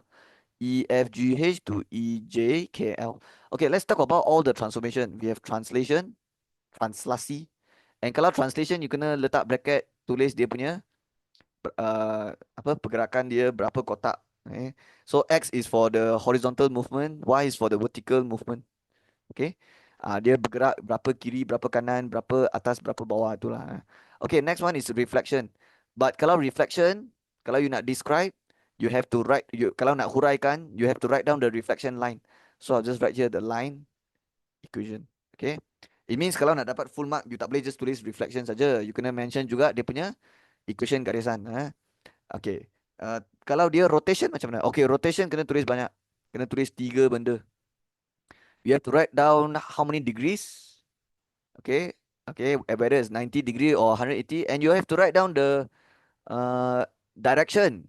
Clockwise or anti-clockwise. Ikut arah jam ataupun lawan arah jam. And then you also have to write down the center. The pusat rotation. Okay. And you have to write down the coordinate. Okay. That's all. Okay, what about kalau dia enlargement? Okay, enlargement you have to write two things. First is the center. Okay, pusat pembesaran. Pusat pembesaran. And then next thing you have to write down is the scale factor K. So I'll just write K here. Okay. And the K formula is I per O. Okay, actually it's L length of image. So I should write the L like this. Length of image divided length of object.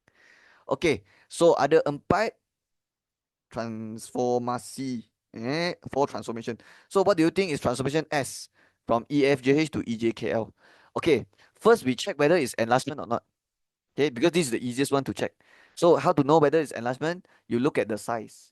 If the size tak sama, if the size tak sama, then confirm enlargement. So what do you think? EFGH and EJKL, you guna mata tengok. Sama size kan? Same size. So it's same size, then definitely it's not enlargement. So ini dah bukan dah. So it's either translate, reflect, or rotate. Okay, let's check for translation. Because out of these 3, translation is the easiest one to tengok. So is it translation, this one? No, because translation you are just dragging the shape. You just ambil itu bentuk, you gerak kiri kanan atas bawah saja. The orientation will not change kalau translation. And if you tengok ni dia bukan translasi sebab kita tengok ini yang tajam punya ini part. Can you see it's pointing down? But for the image here, the tajam is already pointing to the left already. Kalau dia translasi dia after you translate also the this one should pointing down also. Okay, but this one is not like that. So I know it's not translation. So it's either reflect or rotate. Okay. Okay. Reflect, rotate macam mana nak tahu? Okay, ada satu cara yang saya ajar in all my videos. I memang ajar macam tu kan. If you got watch all my previous video, you know how I teach one. So cara saya ajar macam mana? Okay, if you already know it's not enlargement translation, you is left with reflect or rotate. You use this method. You will do lines. You will draw lines. Lukis garisan. And when you lukis garisan, you will join all the corresponding point. You will join all the corresponding point. And if all the lines end up looking like this, all the lines are parallel looking like this, then we say that it's a reflection. Kalau semua lines lari reflection. But what if all the lines is like this? All the lines is like dia semua intersect nicely at one point here. Then we say that this is rotation 180. And the rotation 180 automatic tak payah tulis the clockwise anti-clockwise ni. Because rotate 180 clockwise, rotate 180 anti-clockwise is the same. And then for the center pun tak payah cari ni. The center is this. Ini adalah dia punya center. Okay, the intersection point, that is the center ni. Okay. Then sir, what if dia bukan macam ni and dia bukan macam ni? Okay, kalau dua-dua ni pun bukan macam ni, then is rotation 90 lah. And for rotation 90, you need compass. You need jangka lukis to find the center of rotation. Yeah, you need to take compass, buat perpendicular bisector, cari dia punya untuk dapatkan dia punya center. Lepas tahu center, kita boleh tahu dia clockwise, anti-clockwise lah. Okay. Okay, now tell me for this question, what is this? You see, some student they will say rotation, you know. Yeah, because they're very lazy one. They don't want to do lines. They are so overconfident. Because most students, they are like very overconfident. They will say, okay, sir, this one rotation lah. Because this one see, rotation, you see, rotate like that. And the center rotation is E. Salah. Mana betul? Mana boleh macam ni? Bukan, ini bukan rotation. Ini reflection sebenarnya.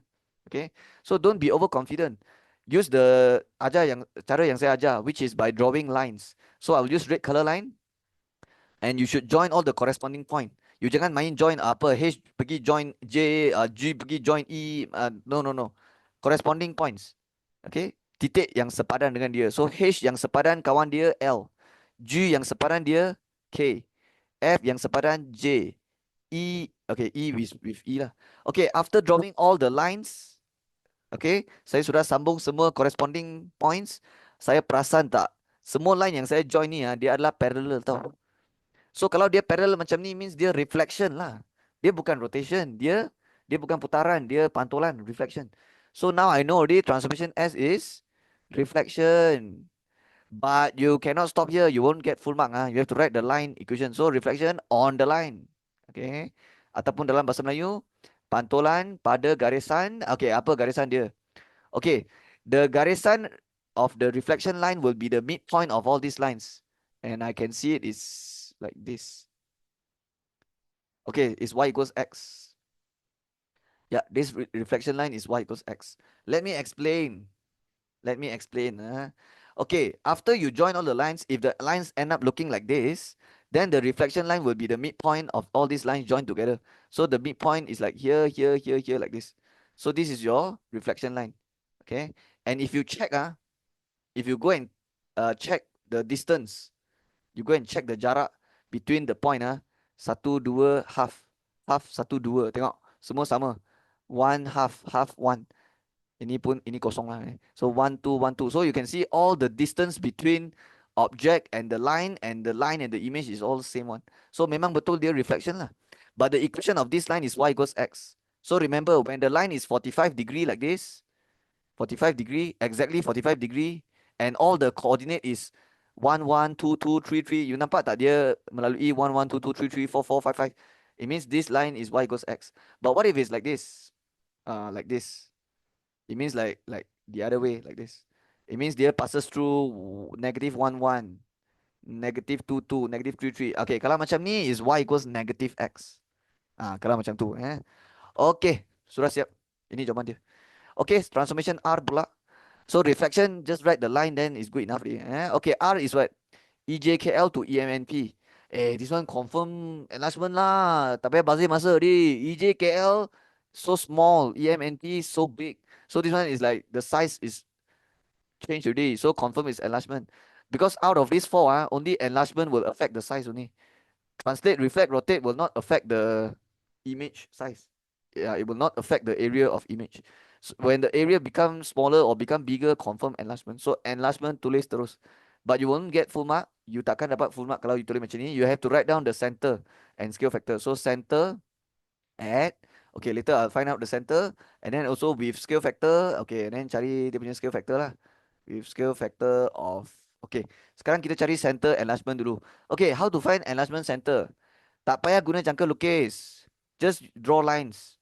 And also join all the corresponding points. So join, and then join. Okay, so, okay, tapi kena corresponding, join. So N dengan K join macam ni. And you can see all the green color line intersect at E. So that is the enlargement center. So the coordinate is 5, 5. Okay. And I recommend you write the E also. Yeah, like that. Enlargement center at E, 5, 5. And what is the scale factor? Okay, scale factor, you have to take image bahagi object. Okay, so the K here is length of image divide length of object. But the image is yang mana? Okay, let's say I choose E to L. Okay, E to L and E to P. Because you kena ambil corresponding. So E to L and E to P.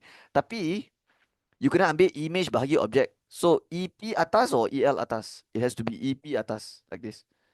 Because the formula is image bahagi object, and here is given already. EMNP is the image. Okay, so the big one is the image. So E to P is the image, and then E to L is the object. So EP bahagi EL. So berapa kotak? 1, 2, 3, 4, 5, 6. So 6 bahagi 3 dapat 2. So the scale factor is 2 here. Okay. Tak semestinya yang besar mesti image. Sometimes dia boleh jadi the smaller size image pun possible. Okay. If let's say the smaller size, the small one is the image, then it will be 3/6. Then it's 1/2 already. That is why it's important to write out this lah. Supaya kita clear yang mana image, yang mana object. Siapa jadi siapa, siapa jadi siapa. That is why I told you in the beginning you should write this. Okay, so that's how you do question B. Sudah siap. Okay, I want to do B now. Okay, B. It is given that EFGH represents a region with an area of 25 unit square. Calculate area of shaded region. Okay, memang dalam transformation dia memang suka tanya ni kan. After they ask you to describe, dia memang suka tanya pasal area. And kalau dia tanya mention pasal area, you have to use this formula. Area of image sama dengan K square darab area of object. And in this case, dia dah bagi EFGH is area of 25. So let's label this 25 is EFGH. So sini 25. Okay, kalau EFGH area 25, what is the area of EJKL? 25 also, right? Because it's a reflection of each other. So definitely they have the same area, right? And also, what is the K? 2, right? So kita boleh masuk K2 and the 25 you nak letak dekat area of object or area of image? Object lah. Yeah, EFGH mah. EFGH, that's the object. Okay? Okay. So masuk dekat sini 25. But when you tekan this, this is not the answer. Okay? When you tekan this, you will get 100, but this is not the answer. Okay, this one is in unit square, so this one also unit square, but this is not the answer. Because this is the area of image. And if you look at the area of image, it will be the EMNT. It means the image after enlargement, which is EMNT. But if you look at the question, the soalan tak suruh cari EMNT area. Dia nak suruh cari area of shaded region. So the area of shaded region is not 100. It's 100 minus 25. Because if you look at the shaded region, dia sebenarnya sini saja. Yang 100 tu is the whole thing. The whole thing here is 100. You have to minus with the 25 to get the shaded region. So 100 minus 25 is 75. So the final answer is 75 unit square. Okay. So that is how you do it. Alright, sudah siap. Okay, let's continue. Number 13. So 13A, in the year 2022, Encik Felix has a car to be used in Sandakan. Table 2 shows premium rate under motor tariff for motor policy issued in Peninsula, Sabah and Sarawak. Okay, so this is a motor tariff. So definitely this one is from 5 chapter. Which chapter? The insurance, right? Motor insurance from 5 chapter 3. Okay, so let's talk about motor insurance. Okay, so I will write my... Okay, I'll just write here. Okay. Okay, so for motor insurance, you need to know how to calculate for comprehensive policy. Okay, and then there's third party fire and theft, and then there's third party. Okay, let's talk about comprehensive policy, how to find the basic premium ataupun premium asas dalam bahasa Melayu. So the first step is you have to refer the motor tariff. Okay, and after you refer the motor tariff, you have to plus with 26 kalau Semenanjung, 20.3 kalau Sabah Sarawak. Okay. And then times with sum insured minus 1,000 divide 1,000. So this is the formula to find basic premium of comprehensive. So I repeat one more time. You refer the motor tariff and then plus with 26 times sum insured minus 1,000 divide 1,000. But this one is you will plus 26 if it's Semenanjung lah. If it's Sabah Sarawak, then you go 20.3 times sum insured minus 1,000 divide 1,000. Okay. And then to find the gross premium, kasar, you take your basic premium answer minus with the NCD. Okay, this is how you calculate gross premium. Okay, let's talk about the next policy, third party fire and theft. Dalam bahasa Melayu, pihak ketiga, kebakaran dan kecurian. So third party fire and theft. Okay, the formula for third party fire and theft, how to find the basic premium asas.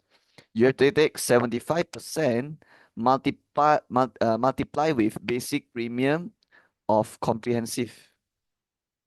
And how to calculate basic premium of comprehensive? I already show it here. Okay, yeah. And then how to find the gross premium? Take the basic premium answer minus NCD. Okay. Okay, the last policy is third party policy. Third party policy. Okay, policy pihak ketiga. So how do you get the basic premium? Okay, this one just refer the motor tariff. Okay. And that's all. After you tengok motor tarif, you straight away get your basic premium already. And then how to get the gross ataupun premium kasar, take your basic premium answer minus with NCD. Okay. Okay, these are all the formulas yang you kena tahu under motor insurance. Okay, yeah, you need to hafal lah. Yeah. Okay, if you can remember all this, then baru you boleh jawab soalan ni. Okay, so let's do this question together. So dia dah bagi motor tarif, and you realize that in the motor tarif you boleh nampak for comprehensive and third party saja. Yeah, comprehensive amount third party. For third party fire and theft, kita tak boleh nampak daripada motor tarif.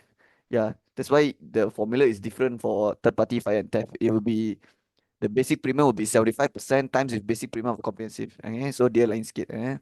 Okay, let's see what they want here. Okay, there's a keyword here. Encik Felix has a car used in Sandakan. So definitely Sandakan is in Sabah Sarawak, right? So definitely kita tak boleh tengok yang ni, tak boleh tengok yang ini. Kita tengok Sabah Sarawak. And also they say table 2 shows premium rate under motor tarif. Okay, ini tak penting. Okay, sini. Given that the rate of each 1,000 or part thereof on the value exceeding the first 1,000 for Peninsula and Sabah Sarawak are 26 and 20.3 respectively. Okay, this one all not important. Yeah. This one memang dia akan bagi tahu every time dia bagi motor tarif dia memang akan mention this one. Okay. But you don't need to, you can ignore all this. Yeah. Just follow the notes yang saya bagi. Follow the formula yang saya bagi. Okay, now it says what? Encik Felix wants to renew his car insurance with face value 90,000. Okay, face value and insured value is the same thing. Okay, so if I say face value means insured value, or you can also say the sum insured. Okay, is 90,000. And this will be important. Yeah, this 90,000 will be important because when you calculate basic premium of comprehensive, you need the sum insured. Okay, now this says the engine capacity is 2,000. Ini pun penting because when you baca the motor tarif, you have to refer the CC. So dia kata 2,000 cc, kita kena ambil tengok yang ni lah. Kenapa? Because sini cakap capacity tidak melebihi, not exceeding. So 2,000 is actually sudah melebihi 1650. Yeah, already exceeds 1650. So cannot tengok yang ni. You kena ambil 2,200 because 2,000 does not exceed 2,200 yet. Okay, 2,000 ni dia tak melebihi 2,200. Okay, so ya kena tengok yang ni lah. And the non-NCD is 55%. This will be important when you calculate gross premium kasar. Okay, so let's see number one, what they want. So number one, it says calculate the gross premium for Encik Felix car for that year under comprehensive.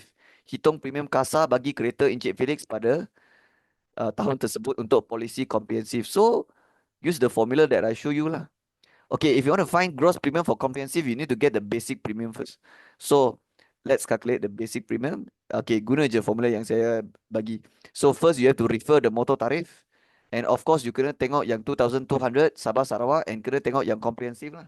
So 243.90. But this is not the answer, of course. Ya, ini bukan jawapan. This 243.90 is only for the first 1,000 ringgit. What you have to do is you have to plus with, okay, this one is kalau Semenanjung, you kena darab, you have to take 26. But Sabah Sarawak, you have to take 20.3. So this one is Sabah Sarawak, so 20.3 times with sum insured, which is 90,000 minus 1,000 divide 1,000. Okay? Ya, memang dia punya formula macam tu. 90,000 dia ada mention dekat soalan tadi. Yeah, the insured value 90,000. So now you just have to press all this to get the basic premium. Okay, this 243.9 biarkan dulu. Kita akan tekan yang ni dulu. So 90,000 minus 1,000 is 89,000. Divide 1,000 is 89. 89 times 20.3 is 1806.7. And when you tambah, you get 2050.6. Now, to get the gross premium kasar, you have to take the basic premium answer minus with the discount. Okay, the discount is 55%. So you have to minus with 55 over 100 times with 2050.6. Okay, so you have to tekan 2050.6 minus bracket 0.55 times 2050.6 and then stop bracket. Okay, you get RM 922.77. So that is your A answer. Okay, next one. Second question. A year after that, in 2023, Encik Felix moves to Johor Bahru. So it's not Sabah Sarawak already lah. It's Semenanjung already, Johor Bahru mah. Calculate the gross premium, premium kasar for third party. Okay, so for third party, so let's look at third party. We have to refer motor tarif also, but this time is Semenanjung already. But the CC, the car punya CC is still same. Okay, so kita kena tengok yang inilah third party policy kan. Semenanjung third party because they ask for third party, right? So the value here is 151.2. So I have to go here and write down the 151.20. So this is A question 2. But what is 151.2? The basic premium. Okay, the basic premium 151.2. And then how to get the gross premium?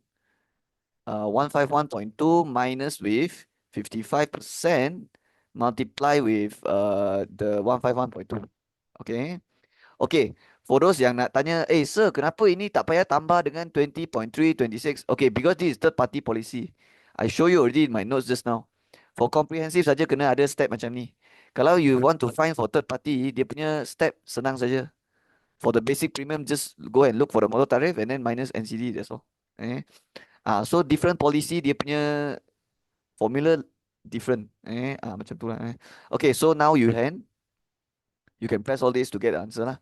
Okay, what is 151.2 minus 55 over 100 minus times 151.2? So you will end up with 68.04.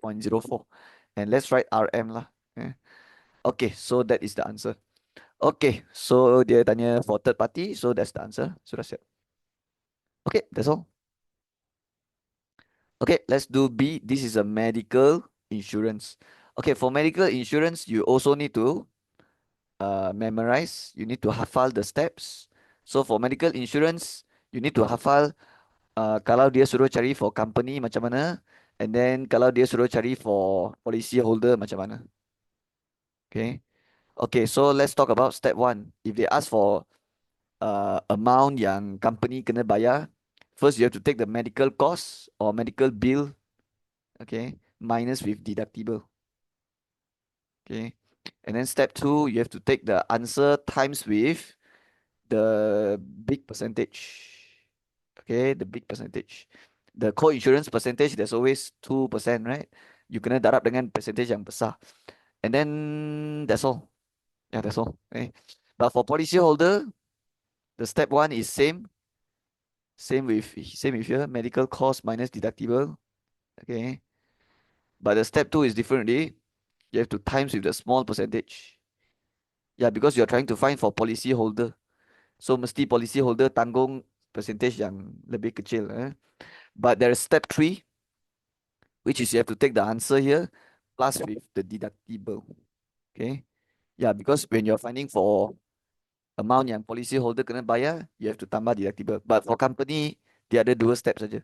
So when you remember this, you can do this question very easily. So Puan Kasih has a major medical insurance with a deductible provision of 800. So this is the deductible. Okay, deductible. Okay. And then 70-30 co-insurance. So 70 is the big percent, 30 is the small percent. So this one yang company responsible. Company always responsible for the besar punya percentage. 30 is for Kasih, Puan Kasih, like the policy holder lah. And then co-insurance percentage participation clause in a policy. Calculate the cost borne. Borne means tanggung by Puan Kasih if the medical cost is 30,000. So dia nak cari medical cost by company or policy holder? Policy holder lah. Dia nak cost tanggung oleh Puan Kasih, right? So we use this formula. So first step, medical cost minus deductible. So what is the medical cost? 30,000 minus deductible 800. So you get 29200. And then what is the next step? Take the answer 29200, multiply with the small percentage, which is 30 over 100, which gives us 8760. And final step, tambah dengan deductible 800, dapat 9560. Let's write RM here because this is the final answer, right? So that's the answer. Okay, I'm just following the step I write here. Okay, so make sure you remember how to find medical insurance. If you can remember this, you'll be able to do all the medical insurance question easily. Okay, so just remember this. Okay, that's all. Sudah siap. Okay, number 14. So which chapter it is? This is Form 4, Chapter 5. Graph theory. Theory graph. Okay, table 3.1 shows 6 location of tourist attraction in Peninsular Malaysia. Table 3.2 shows the distance between locations. So this is the vertex, okay, and this is the edge. Yeah, okay, it's the vertex pair, but it's trying to tell you the edge lah. P to S 42, B to S 41, and so on. So this is the distance in kilometers. Okay, A, complete the undirected weighted graph in the answer space. Okay, whenever the soalan asks us to draw graph, we should always check whether they want directed or undirected, weighted or unweighted, right? Because let's say they want directed, but I forgot to put the arrow. Then it's like wrong already, the whole thing. So you always have to check carefully what they want, whether is they want directed, undirected, weighted or unweighted. So they already say undirected, so there will be no direction, no arrow. Okay. It means it's not one way. It's not one way. But then they say weighted. It means later all the edge you have to label with a weight. And in this case, the weight will be the distance in kilometer. So let's do that now. So P to S is 42. I will go here and join the line from P to S, 42. Okay. And make sure you label it because it's a weighted graph. So I will just write 42 km. Okay. Okay, next one is BS 41 kilometers. So BS 41 kilometers. Okay. Okay, actually, the unit kilometer, if you look at the textbook, sometimes dia tak tulis tau itu unit, the kilometers. They just write 41 saja. They never write the unit. But I recommend you just to write it lah. Okay, just write it. Because in the textbook, some question they write the unit, but some question they won't write the unit, right? So it's like sometimes they write, sometimes they don't write. So if you want to be safe, just write it lah. Okay. Okay, so next one is SG77. So just join it. SG77. And it's a weighted graph, so you have to write 77 km. The arrow no need, dia sudah cakap undirected. Okay, next one, PM 58. So P to M 58. No direction, but need to have the weight. Okay, so P to M 58. Next one is GB 48. So just join and write the weight, 48 kilometers. Okay, next one is PB 50. So join it, 50. Next one, SK 60. So S to K, where's K? Okay, here, 60. Okay, SK 60. Next one is MK 84. MK 84. So here, 84 km. Okay, and then the next one, SM 51. S to M 51.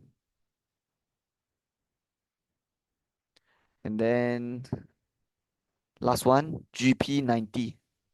So G to P is 90. Okay, I'm done with the part A. So this is worth 3 marks. Okay, no problem. Okay, B, a tourist from Australia plans to visit all 6 destinations above starting from Kuala Selangor.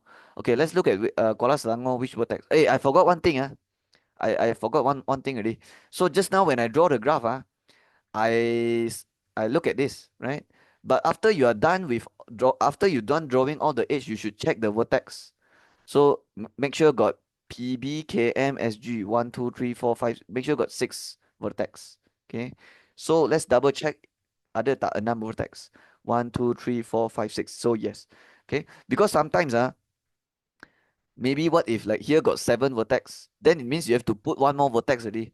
Okay, it means that ada satu vertex yang tak ada jalan, yang tak ada line join. We call those isolated vertex. Okay, so you have to double check also. Jangan check dia punya edge saja, check dia punya vertex also, because there might be a isolated vertex. Isolated vertex means tak ada line yang join dia. Okay, it's just dia seorang duduk seorang-seorang macam tu lah. Mungkin juga ada isolated vertex, so we have to double check.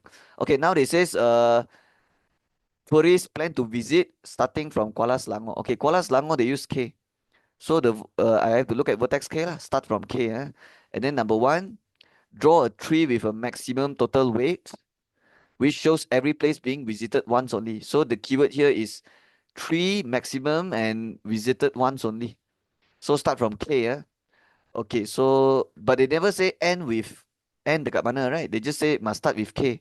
They never say oh mesti finish at B or finish at S. No. Dia tak cakap. Dia just cakap start at K and you have to visit all 6 destination and it has to be a tree with a maximum weight. So ada banyak jalan you boleh cari, pergi lah.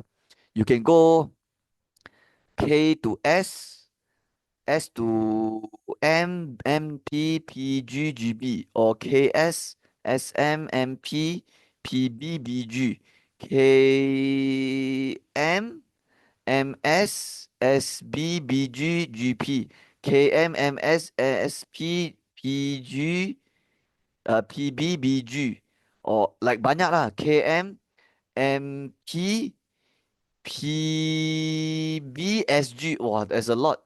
If you list down all the route, ada banyak jalan dia boleh jalan, right? But which one will give you the maximum weight? Okay. Okay, of course, the safest way is you write down all the possibilities, all the possible routes, and you um try to find out all the total distance and see which one gives you the maximum lah. But I'm not gonna do that because it will take a lot of time, and also I already know the answer already. Eh? So the answer will be K to M. You know why? Because you want it to be maximum, right? So if you jalan macam ni, it will take 60 kilometers, right? 60, 51, right? But if you go here, it will take 84. So if you want it maximum, of course you want to jalan here. Eh? And then after you reach M, you can choose either to go 51 or go 58, right? So I think it's better if you go here, right? Because you want maximum, right? So you go P, okay, 58. So you already passes through 3 destination. Okay, now you are here. What do you think? Do you go 42, 77 or you go what? 90 lah. You go 90, 77. Because you want maximum, right?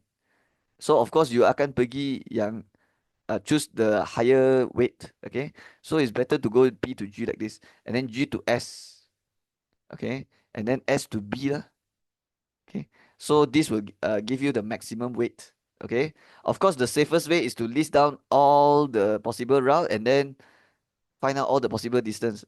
But makan masa lah kalau we buat macam tu. And I already did that. I already did that. And memang ini jawapan dia. So yeah. Okay, so sekarang dia kata draw a tree with maximum weight. So we have to draw this lah. Okay, yeah, we have to draw this. So let's draw it. So we start with K. Okay, let's put down all the vertex first. Okay, because we all know tree, dia mesti uh, all vertices must be connected. So I will just lukis siap-siap my vertex macam tu dulu. And then now I will draw the tree. Okay. Okay, but you need to know tree means like it has to be like a subgraph. And also the number of edges is one less than the number of vertex. Okay. So there's 1, 2, 3, 4, 5, 6 vertex, but there should only be 5 edges, which is K to M, M to P, P to G, G, and then afterwards G to S, S to B. So G to S and then S to B. Okay, I think the S I will put it like here. So that is much more easy for me to join to B. B. Okay. So erase this. Erase this. Okay. Okay, so this is the tree. Here, here, here, here, here. Okay, this one is S. Okay, now we can do second question. Hence, calculate the maximum distance. Okay, for the maximum distance, you just tambah semua saja lah. Yeah. So, tambah semua. So, it will become 84 plus 58. Okay. So, KMMP 58 plus PG 90 and then plus GS 77 plus SB 41. Okay, you tekan all this, you will get 350 and it's in kilometers. Okay, sudah siap second question. C. Encik Ramli lives in Shah Alam and plans to take his family for vacation in Putrajaya during the school holidays. The petrol rate is 2 ringgit 30 per kilometer of travel and the toll rate of 4 ringgit 30 for one way is charged to go to Putrajaya. calculate the cost of Encik Ramli's round trip. Okay, first kita kena tentukan jarak dulu lah. We need to know the distance from Shah Alam to Putrajaya. So let's look at which vertex is Shah Alam. Shah Alam is S, Putrajaya is P. So from S to P berapa jarak dia? S to P jarak dia 42 kilometers. So 42 kilometers. But they got say here the petrol rate is 2 ringgit 30 sen, 2 ringgit 30 sen per kilometer of travel. It means 1 kilometer cost dia 2 ringgit 30 cents, right? Kalau 1 kilometer. So kalau 42 kilometer you darat 2.30 lah. Then you can get the petrol price. And then they say a toll rate of 4 ringgit 30 cent for one way is charged to go to Putrajaya. Calculate cost of Encik Ramli's round trip. Okay, round trip means cost pergi dan balik. It means Encik you bukan calculate untuk pergi saja, untuk balik also. So the distance is not 42 actually. The distance is actually 84 because you have to take 2 times 42 to get the total distance. Faham kan? Because you pergi 42, balik pun 42. So it's like 82 km darab 2.30. This is how you calculate the petrol price. But you have to tambah dengan the toll punya price. Toll is 4 ringgit 30 cents for one way to go to Putrajaya. So you have to take 4.3 times 2 lah. Because one for one way, and then when you come back, it will be another 4 ringgit 30 cent. Okay, so you tekan semua ni, you will get the answer. Okay, so the answer is RM 201.80. Okay, so that is the answer. Okay, sudah siap. Okay, let's do 15. This one is from 5 chapter. The measures of dispersion for group data. Okay, let's do the question. In September, Clinic Ramal had launched Ideal Body Mass Index BMI campaign. Diagram 6 shows a cumulative histogram that represents the mass of 40 participants. Okay, 40 is the total frequency and this is a cumulative histogram. So you learn about cumulative histogram. What do you, for cumulative histogram, apa you guna dekat x-axis and y-axis? So for the x-axis, you will use what? Kalau cumulative histogram, you will use the boundaries. Boundaries. So this is all the boundaries. Lower boundary, upper boundary, lower boundary, upper boundary, and so on. And then what about the y-axis? Okay, the y-axis is the cumulative frequency. Kekerapan longgokan. Okay. And then for this is the boundaries. Sempadan. Okay. Okay, so now we can look at the question. A, complete table 4 in the answer space. Okay, so they give you like this. Okay, I can write the class myself.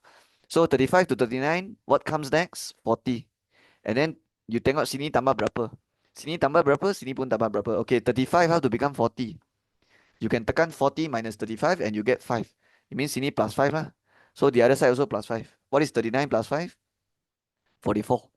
And then repeat the same step. 40 plus 5 is 45. 44 plus 5, 49. 45 plus 5, 50. 49 plus 5, 54. 50 plus 5, 55. And then plus 5, 59. And then next is 60. And then plus 5, 64. Afterwards is 65. Plus 5, 69. 70 to 74. Okay. For the midpoint, you ambil dua nilai ni tambah bahagi 2. 35 plus 39 divide 2, 37. 40 plus 44 divide 2, 42. 45 plus 49, 47.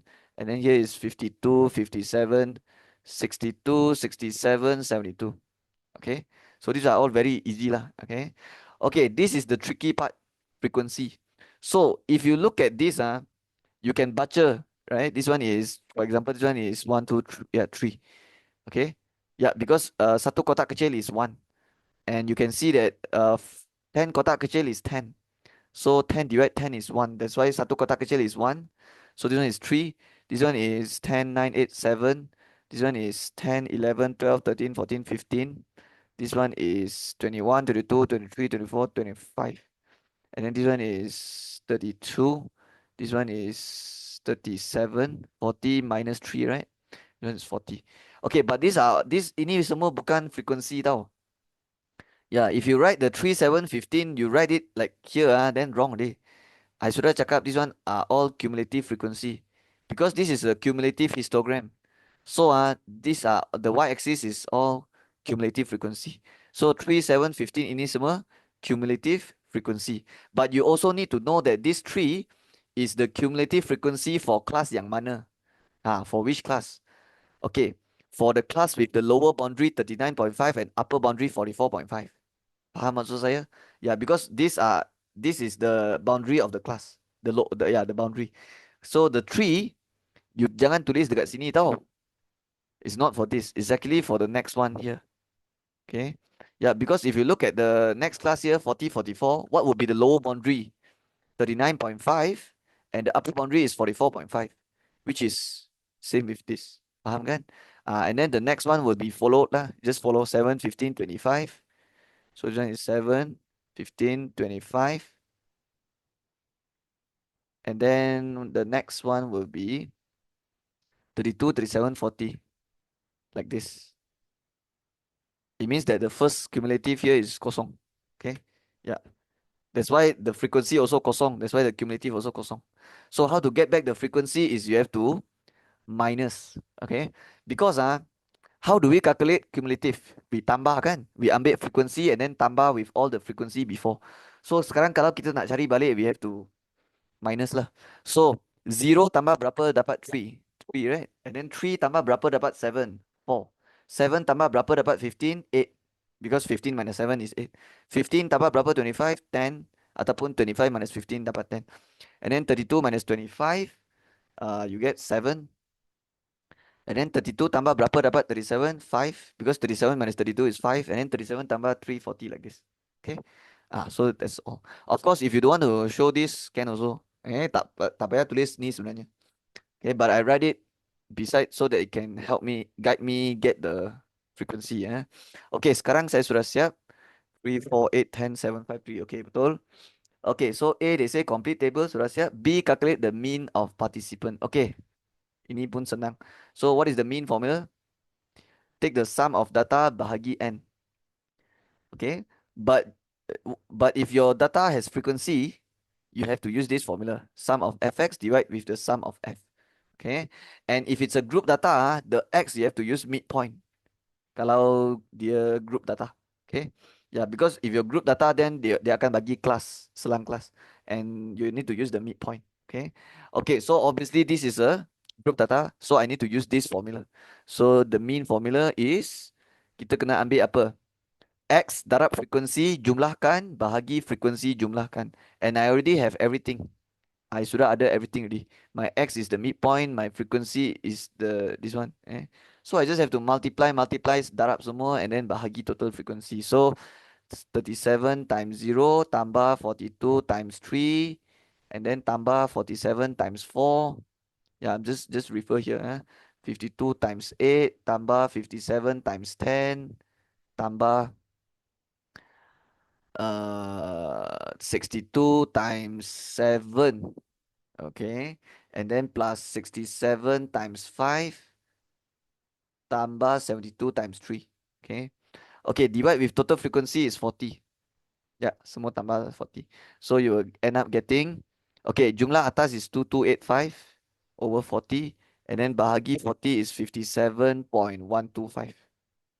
Okay, so that is the mean for this question. Okay, sudah siap. Sekarang buat C. After a data review was made, it was found that there was an error in the weighing scale that caused each recorded data to exceed 2 kg from the actual mass. Oh, it means all the mass all silap already.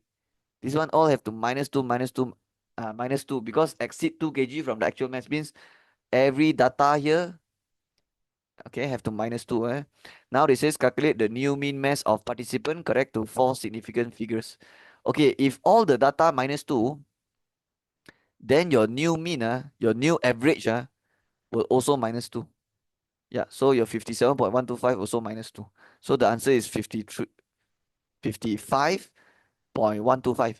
But they got mentioned something about like what? Correct to 4 significant figures. So don't write 125 lah, write 13. Because they were one in 4 significant figures, right?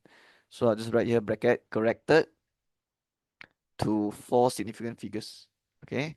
So what you have to remember here is if all the data minus 2, minus 2, minus 2, minus 2, minus 2, then your mean will also minus 2. Okay. Okay, but if they ask for measures of dispersion, what is measure of dispersion? like range, interquartile range, variance, and standard deviation, then your new measures of dispersion will not change. Yeah, because if every value plus ataupun minus with any number, your variance answer, standard deviation answer will not get affected. And also your range, interquartile will not affected one. Yeah. So you kena tahu benda tu lah. Because for measures of dispersion, dia adalah measures of dispersion is about measuring how far away the data from the center. Yeah. So if every value you minus 2, your measures of dispersion answer won't get affected. Kalau you tambah tolak, if you take every value tambah tolak with any number, you will, yeah, your measures of dispersion won't get affected. But this one is, they're asking for mean. Mean is measures of central tendency. Okay. You're trying to measure the center. So when you take all value, every value minus 2, what happens to your center value? It will get affected also lah. You minus 2 also lah. That's why your new mean will be the old mean minus 2. Okay. Okay, that's all. Okay, now we will do bahagian C. Bahagian ni mengandungi dua soalan, jawab satu soalan. Okay, I'll jawab both. In this video, I'll jawab both. Okay, A. Restaurant Sudoku at Rompin has an allocation of 504 ringgit per day to buy X kg of prawn and Y kg of squid. Okay, so we already know the XY represents mass. Okay, X is the mass of prawn, kg mass lah. And then Y is the mass of squid. And then the minimum mass of prawn is 7 kg. I can write my inequality already. Minimum mass of prawn is 7. So X prawn, they use X to represent the mass, right? So X bigger or equal 7 lah. Because minimum means besar atau sama dengan. Minimum means kurang-kurangnya. So it has to be 7 or more than 7. So it has to be bigger or equals. Okay, the mass of prawn, which is X. Okay, X cannot exceed 3 times the mass of squid. Okay, cannot exceed means tidak boleh melebihi. So kurang atau sama dengan, smaller or equals 3 times squid, so 3y. Okay, done. Next one, the price of a kilogram of prawn and squid is 28 ringgit and 42 ringgit respectively. Okay, they got mentioned about the allocation. So 1 kilo prawn is 28 ringgit. So if you buy X kilo, it will be 28X. And then tambah with 1 kilo squid is 42 ringgit. But if you buy Y kilo, 42Y. And the allocation is 504, means tak boleh lebih lah. Tak boleh lebih 504. Allocation is like budget lah, like duit yang you ada, so you tak boleh melebihi. Okay, kalau boleh kecilkan, kita kecilkan. So divide 2, 14, divide 2, 21, divide 2, 252. Okay. And then the soalan asks us to write 3 linear inequalities other than X bigger 0, Y bigger 0, which represent the purchased conditions of the raw material of the food. So sudah siap lah. Ini 3 inequality. Okay, so 3 marks. Okay, done. Okay, let's do B. So this one is definitely from 4 chapter 7. Kalau tak silap saya, it's the graph of motion. Graph gerakan. Okay, diagram 7 shows a distance time graph, DTG, for Hakim's journey while driving a car from Kuantan to Mersing. So the y-axis is distance in kilometer, the x-axis is time in minutes. Okay, usually kilometer dia match, dia punya time mesti dengan dekat hour. Yeah, the time must be in hour. Usually lah, most of the time. Okay, but this one is in minutes. Okay, so we have to be careful a bit. Maybe we have to convert the unit later. Okay. But it's possible also, maybe they want in kilometer per minute. Okay, it's possible also. Later we will read the question lah. Okay, let's think about what happens here. Kuantan to Mersing. So what happens here? Starts moving lah. Starts moving. Okay. And then what happens here? Stop. Yeah, this one is stop. Okay. Stop ataupun stationary. Okay, means dia tak gerak. Okay, because the time is increasing, the time is ticking, but there's no change in distance. Yeah, there's no change in distance travel. Tak ada perubahan jarak. And then here is like keep moving, continue moving until you reach Mersing. Okay, so number 1, during Hakim's journey to Mersing, he stopped at restaurant Sudoku in Rompin for lunch. So I think he's talking about this one lah. This is lunch. Okay.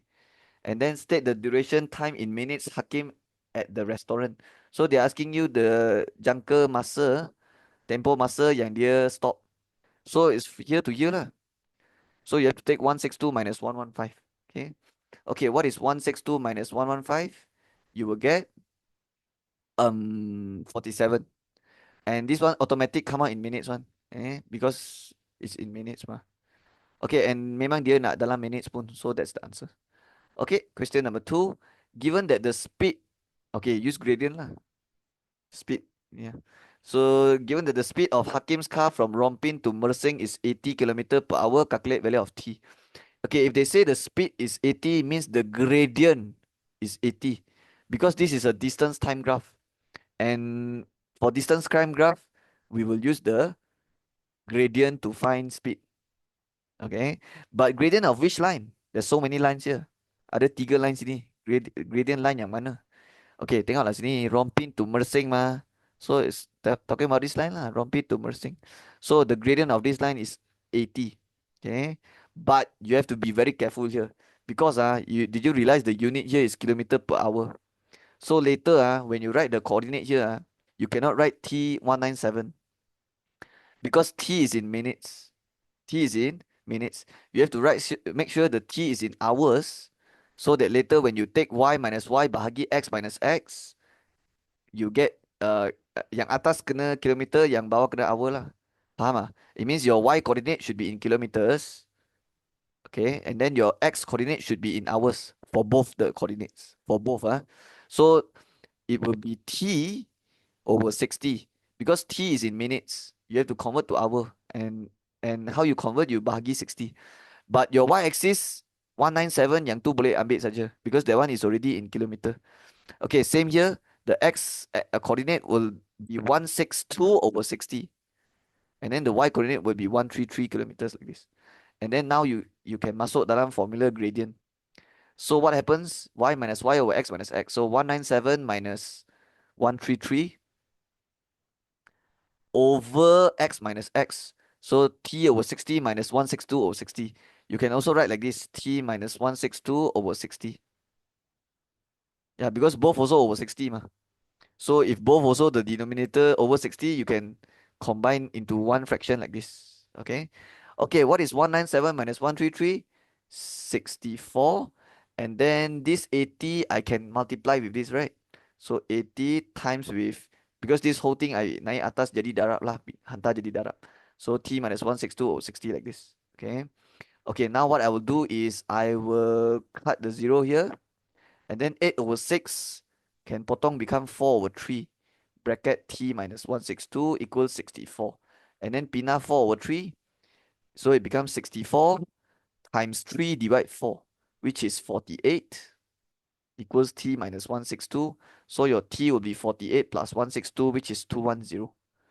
And the t is, makes sense, is 210 minutes. Yeah, makes sense, right? This one 210. So that's the answer. Okay. Okay. I get a few comments in my YouTube videos because I did this I pernah buat this question, like similar question with this a few times, right? So like these questions yang kena tukar unit yang saya kena bahagi 60 there is a few student that ask me, like they ask me like, hey sir, this one I thought the T sudah bahagi 60, so shouldn't this be in hours? Yeah, there's a few comment like that, not just one tau. Not just one comment that asked me this, like a few of you asked me this in the comment, right? Yeah, because I did this question, it comes out a few times already, like similar questions like that. So I want to explain yeah, saya ada bahagi 60, but I bahagi 60 is because this is in minutes and I have to change to hours, because the speed yang dia bagi is kilometer per hour, but the answer that comes out for t will be in minutes. Yeah. Okay. Yeah. So I want to make sure you know that. Okay. Yeah, because I get like a few comments that ask me this. Okay. So it'll be in minutes. Okay. Hey, imagine if you go and times 60 or divide 60, then it doesn't make sense already. Like, yeah, because if you times 60, then you get like very big number already. Then it's not logic already. So yeah, this is correct already. The T is 200 and 210. Okay. Okay, that's all. Okay, let's do C. This is probability question, I think. Yeah, Form 4, Chapter 9. Probability. Okay, Table 5 shows the number of bowls of prawn dishes prepared by restaurant Sudoku on every Wednesday. So, Wednesday, dia prepare apa? Menu, chili api, curry, tom yum. Number of bowls, 5, 8, 3. So 2 bowls are chosen at random from the prawn dish menu. So I choose any 2 dish here. Calculate probability that number one, the first bowl is masak lemak cili api and the second bowl is not masak lemak cili api. Okay, don't don't look at the question first. You try to write down all the possibilities first. Yeah, try to write down all the possibilities. So, uh, the restaurant on Wednesday dia akan jual 5 bowl cili api, 8 bowl kari, 3 bowl tom yum saja. So what if one day dia sudah jual 5 cili api and then ada orang nak order lagi cili api. Then tak ada ni. It's like only 5 saja, dia nak jual 5 saja, and if after finish selling all this then dia tak jual already. Yeah, that's what it means. Okay. So if you choose 2 bowls from the menu, what are all the possibilities? Okay, let's use M to represent masak lemak. Let's use C to represent curry, T to represent tom yum. So what would be the probability of this one masak lemak? So it will be 5 over total 5 plus 8, 13, 16, right? And then what would be the probability for curry? It will be 8 over 16. Okay, because the total is 5 plus 16. And then the probability for tom yum, it will be 3 over 16. Okay. So now what are all the possibilities? If you choose 2 bowl, if you order 2 bowl, so is it possible to order MM? Possible, right? Yeah, it's possible for people to order MM, or maybe MC or maybe MT, okay? Or you can also go CC, curry curry, or followed by M ataupun C followed by T, or maybe TT, tom yum, or T followed by M, tom yum followed by curry, C like this. Okay, so these are all the possibilities. So got how many? 1, 2, 3, 4, 5, 6, 7, 8. There's 9 possibilities. 1, 2, 3, 4, 5, 6, 7, 8, 9. Yeah. Tapi you tak payah buat semua. Yeah, you don't have to calculate for all the probability here. You just have to calculate for yang question tanya saja. So the question tanya apa? First bowl is masa lemak M, and the second bowl is not masa lemak. So first M, but the second one cannot M. So first M, second cannot M. So this one, and that's all. Yeah, betul lah. Ini saja kan yang ada. So wait, let me double check. First bowl is masak lemak and the second bowl is not masak lemak. It means the first one must be M, but the second one is not M. So I think this is the answer, right? So what I have to do, uh, take the masak lemak punya probability is 5 over 16. So 5 over 16 times with second bowl is not masak lemak. So MC and MT. So I kena tambah macam ni lah. So for the curry, the curry probability 8 over 16, right? And then the other one is MT, which is 5 over 16 times 3 over 16 like this. Okay, let's press calculator and see what we get here. 5 over 16 times 8 over 16 plus 5 over 16 times 3 over 16. Okay. Wait, let me... Okay, I get different with the schema. So let me think. Let me think. Wait. 5 over 16 times 8 over 16 plus 5 over 16. Okay, I get different with the schema. So let me think. 50. First bowl is masak lemak. Second bowl is not masak lemak. Is not masak lemak. Okay, I think I know now. Okay. Yeah, I see up here. Sorry, I made a mistake. Okay, the working should not be like this. Yeah, it should not be like this. So if they want the first bowl is masak lemak, means 5 over 16 lah, right? But the next bowl they want not masak lemak. Not masak lemak means not M, right? Not M. Okay. But we need to also consider when you order one bowl, the total will decrease by 1 because because they only for that day they already limit already. number of bowl ordered for that day can only be 5 masala lemak, 8 curry, 3 tom yum. After I finish the bilangan, then is like for example, if I already uh jual 3 tom yum, then no tom yum already. Faham maksud saya kan? So the bilangan have to -1 for the next time 15 here. Okay. So for the next time, when you order the second bowl not masak lemak, there will be 11 lah. Because the probability of first masak lemak is 5/16. But the next one it will become the probability of next one they want not masak lemak. So not masak lemak means curry tom yum, which is 11. 8 plus 3 11. Tapi dia kena over 15. Because jumlah dia sudah kurang satu already. Because the first bowl is chosen already. Okay, if you tekan this, you'll get 11 or 48. Okay, second question. Two bowls of dishes are selected from the same prawn dish menu. It means they want this one lah. TT, CC, and MM. TT, CC, MM. So, because they want same menu, right? So what I will do now, I will open 3 bracket. Okay, saya akan buka 3 bracket sini. So 1 bracket, 2 bracket, 3 bracket. Okay, and then plus here. So this bracket is for probability for masak lemak, masak lemak. So masak lemak, the probability is 5/16. Okay, I tulis sini already. But what is the probability of second masak lemak? It will be 4/15. Why I have to -1 is because this kedai dia jual memang macam tu. Like dia satu hari dia jual 5, like yeah, dia tak jual, dia ada limit. Dia ada limit. So the next bowl punya probability will be 4/15. Okay, I have to -1. Okay. Okay, next one is probability of curry. So it's 8/16. So what's the probability of next curry? It will be 7 already. Yeah. Because yang tadi keluar pun curry mah. Yang tadi kena pilih pun curry. So that's why it becomes 7. And then the jumlah also have to -1.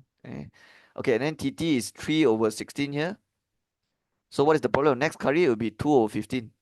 Yeah, because tadi sudah keluar satu tom yum, so tinggal 2 saja, and then jumlah pun tinggal 15 times. Okay, now you will tekan all this. Okay, I'll tekan this first. 1/12. Okay, and then I'll tekan this. 7/30, and then I will tekan this. 1/40, and then tambah semua 41/120. Okay, let me double check. Yeah, 41/120. So that is the answer. Okay, hope you understand. That's all. Okay, 16D. I think this is under Form 3. Kalau tak silap saya, it's under scale drawing. Yeah, this chapter is called scale drawing. Okay, diagram 8 shows a plan of restaurant Sudoku drawn using scale 1:300. So you need to know when we write the ratio for scale drawing, we always write image, ratio, object. Okay, and you need to know the keyword for object and image. Image means it's object means the real size ataupun the actual size. Image means it's a drawing, or you can say the not real punya size. Okay, the drawing or the map or the plan, something like that. So they say diagram 8 shows a plan. So this is the image. This is the image. Okay. Yeah, because this is a plan, is a drawing, right? Yeah. So this is the image. Okay. And the image ratio is 1, and the object ratio is 300. It means the real size is like 300 times. 300 times, like lagi besar lah. Okay, calculate the actual perimeter in meter of restaurant Sudoku. So the keyword here is actual. It means they want the real size. They want the object, right? So how do you find the object punya perimeter? Okay, of course you can take all the panjang here and then darab 300. Yeah, all the panjang here, darab 300, darab 300, darab 300, and then tambah semua, and then convert to meter. Can also, but it's very slow. Yeah, can also, but it's a bit slow. So there is a faster way to do it. Why not you tambah semua and then darab 300? Like that is better, right? Okay, so tambah semua lah. Okay, so I'll just write here perimeter of, okay, image. Okay, image first. Okay, so it'll be 7 plus 1.3 plus 3 plus 5.2 plus 16 plus 4 plus, okay, the last panjang, how to find here? Okay, this one actually you can draw a line like this and it will form a right angle triangle. Okay, And we already know the panjang for this line. Okay, because from here to here is 16. So you can minus 3 minus 7. Okay, because from here to here is 7. So when you take 16 minus 3 minus 7, you will get the distance here. Okay, so what is 16 minus 3 minus 7? 6 here. Okay, then what about the height here? Okay, from here to here, you can take 5.2 plus 3. I mean plus 1.3. 5.2 plus 1.3. And then when you do that, you will get the panjang from here to here. Okay. Okay, what is 5.2 plus 1.3? Let me press. Okay, I get 6.5. But the 6.5 is not the whole panjang here, but I want here only. So if the whole panjang from here to here is 6.5, you minus 4 lah. You minus 4, then you get here. So 6.5 minus 4 is 2.5. And how you find this? You can use Pythagoras theorem. Okay, Pythagoras theorem. And the formula will be square root, bracket square. Here will be 6, here will be 2.5, and you will plus. Kenapa tambah? Because you are trying to find the hypotenuse, the longest side of the right angle triangle. So you have to take 2.5 square plus 6 square and then square root the whole thing. Okay.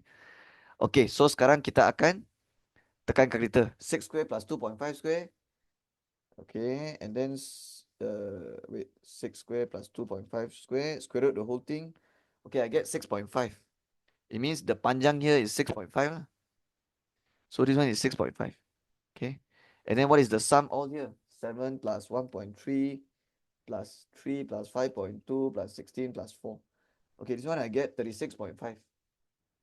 And then when you tambah, I get 43. Okay. Okay, this 43 is not the answer. This 43 is the perimeter of image. And it will be in cm lah. Yeah, because it's everything is in cm. Okay, now how to find the perimeter of object? Okay, or the real size, the real perimeter, the actual perimeter. So how to find that? So you can use the scale. The scale image ratio object is 1:300. It means 1 over 300 is equals to image over object. And the image 43 I will write atas. And then the object we want to find, I'll call it x for now. It means x is the perimeter of the actual perimeter. X will be the actual perimeter. So now how to find x? You can cross multiply darab silang. So x equals to 43 times 300. But it will come out in cm. Okay. So 12900 cm. But they want actual perimeter in meter, right? So what is the actual perimeter in meter? It will be 12900 cm divide 100.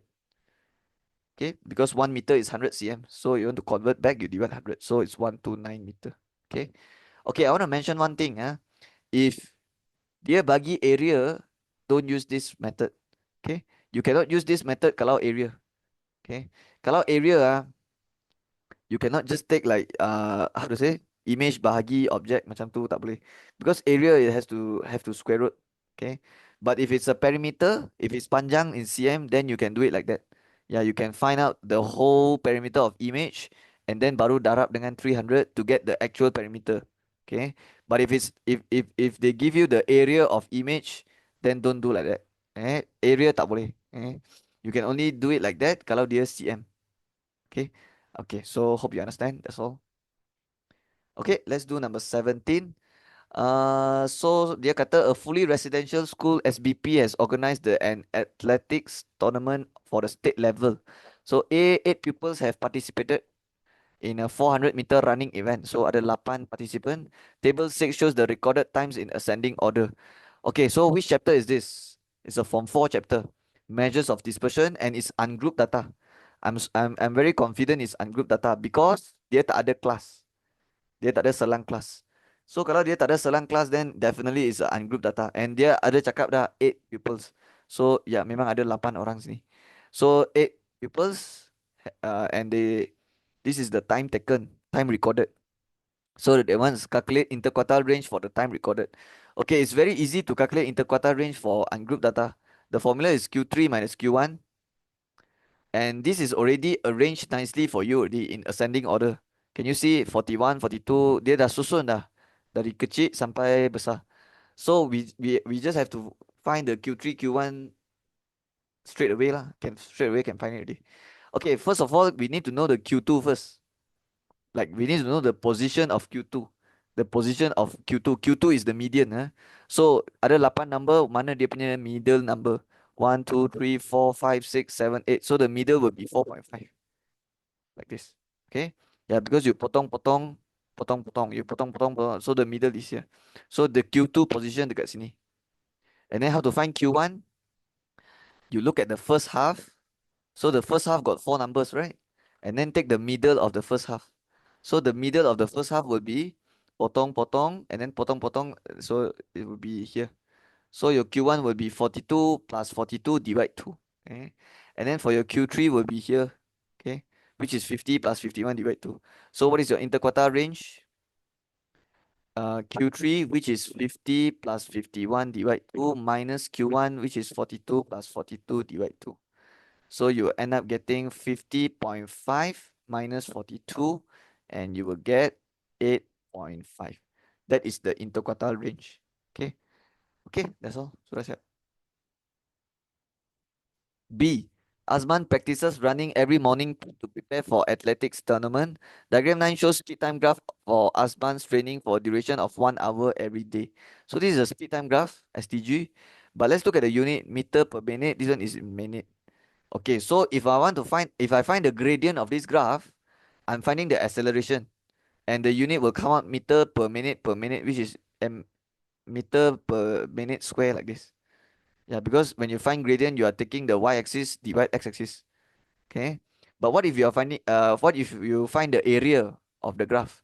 Okay, when you're finding area, you are taking meter per minute multiply with minute. So you are finding the distance actually. And the distance will come out in meter when you find area lah. Okay, so let's see what the question says here. Diagram 9 shows a speed time graph for Asman training for a duration of 1 hour every day. So this is the speed increases. So this one accelerate. And then this one is constant speed ataupun uniform speed. And then here he accelerate. Here he decelerate. Okay. Okay, let's do number 1. State the uniform speed in meter per minute of Azman's run. Uniform speed, laju seragam tu maksudnya constant speed lah. Constant speed means laju dia tak berubah. So where the speed constant uniform dekat sini. So they want the uniform speed. You jangan pergi buat 22 minus 15 salah. That one is time. They're asking for speed. So it will be 160 and the unit is meter per minute. And memang soalan nak meter per minute. So yeah, you don't have to convert. Number 2, calculate the value of t if Azman's running distance from L to M is 2880. Okay, if they say distance is 2880 means area is 2880. Okay, because that's how you find distance for speed time graph. Kalau dia speed time graph, you use the area to find the distance, area under graph. But you don't go and find the area for the whole journey. Don't do that. You have to read the question. This one is only distance from L to M. So L to M, this is the graph. So you are only finding area under this line, under this graph. So it's only the trapezium area. Okay. And also the distance is in meter, which already match here already. So you can straight away take the panjang already, straight away find the area of trapezium. You don't need to convert. You don't have to divide 60 or times 60. No need already. Because this is in meter per minute. And then the x-axis is in minute already. So when you find the area, you will multiply this, you will automatically come out in meter already. Yeah, so you don't have to worry about the unit. Everything is fine already. So area of trapezium formula is 1/2 times panjang sini tambah panjang sini, which is 160 plus 200. Okay, and then times with the distance between the two parallel lines here. So t minus 22. And then equals 2880. So how to find t? 200 plus 160 is 360, divide 2 is 180. And then t minus 22 equals 180 pindah to the other side jadi bahagi. What is 2880 bahagi 180? 16. And then t equals to 16 plus 32 is 38. It means this is 38. Okay, so that is the answer. Okay, let me double check. 2880 divided by 1. Okay, yeah, betul lah, betul. Okay, that's all. So, sudah siap. Oh, okay. Okay, 17C. During the athletics tournament, a stall sells carbonated drinks and potato chips. Okay. A running coach spent 36 ringgit to buy 5 bottles of carbonated water and 8 packs of potato chips. Okay, I feel like it's a simultaneous equation. Yeah, I can feel it already. One of the runners spent 11 more than his coach to buy double the amount of carbonated drinks and 6 pack of potato chip. Using matrix method, calculate price of one bottle of carbonated drink. Okay, this is a simultaneous equation. Dalam bahasa Melayu, persamaan serentak. And kenapa dia mention using matrix method? Because there's another method called the substitution elimination method. Cara penggantian penghapusan. Okay. But they already want us to use the matrix method, then we just use the matrix method lah. But before we use the matrix method, we need to form the two equation first. It's very hard to form the equation when you don't know what the xy represents. So my job now is to let x equals something, y equals something, right? Okay, kalau you nak tahu xy tu nak jadikan dia apa, you tengok apa dia nak cari. You straight away read the final answer. Okay, so what they want to calculate the price of bottle of carbonated drink, right? So make that the xy. Apa yang dia suruh cari itulah dia, you punya xy. Okay, so let x be the what? The price of one bottle, a bottle. So a bottle of carbonated drink. Okay. Then what about y? Okay, y will be the other lah. Remember potato chips ma. Okay. So y will be the price of a pack of potato chips. It means the x and y is actually in RM. Yeah, because this is the price, right? So now we can form the equation easily because we already know xy represents what the xy represents. Okay, so let's read again. A running coach spends 36 to buy 5 bottle carbonate and 8 packs of potato chips. So 5x plus 8y equals 36 lah. Right? Because one bottle carbonate is x ringgit. So kalau dia beli 5 botol, 5 darab x lah. And then tambah 8 potato chips, so 8y equals 36. Okay, one of the runners spent 11 ringgit more than his coach to buy double the amount of carbonated. Okay, double lah. Okay, just now the running coach beli 5 botol, sekarang double, so 10x lah. Tambah dengan 6 pack of potato chips, so 6y. And the amount is 11 ringgit more than his coach. So 36 plus 11, 57 macam tu. Okay. And then now we can use matrix method to calculate the price of a bottle of carbonated drink. So how to use matrix method? You have to letak bracket equals bracket. For the first bracket, you masukkan all the number before xy. It means like the coefficient lah. So 5, 8, 10, 6. And then the next bracket, you masuk xy. And since dia tulis x dulu, so x letak atas. And then y letak bawah. And then this one is 36, this one is 47. Now this matrix, I will pindah sana. And when you pindah sana, it will become inverse matrix. Okay. Yeah, because now this one is multiply mah. So when you multiply, when you pindah sana, matrix, kalau multiply, hantar dia jadi inverse. So it becomes 5, 8, hence 6, inverse. And then 36, 47. And then now you can do the inverse for this matrix. Okay, how to find inverse? 1 over, you have to darab silang. And then these two numbers have to tukar tempat. And then the other two numbers here have to tukar tanda. Okay, so let me show you what I mean by that. So 1 over darab silang, right?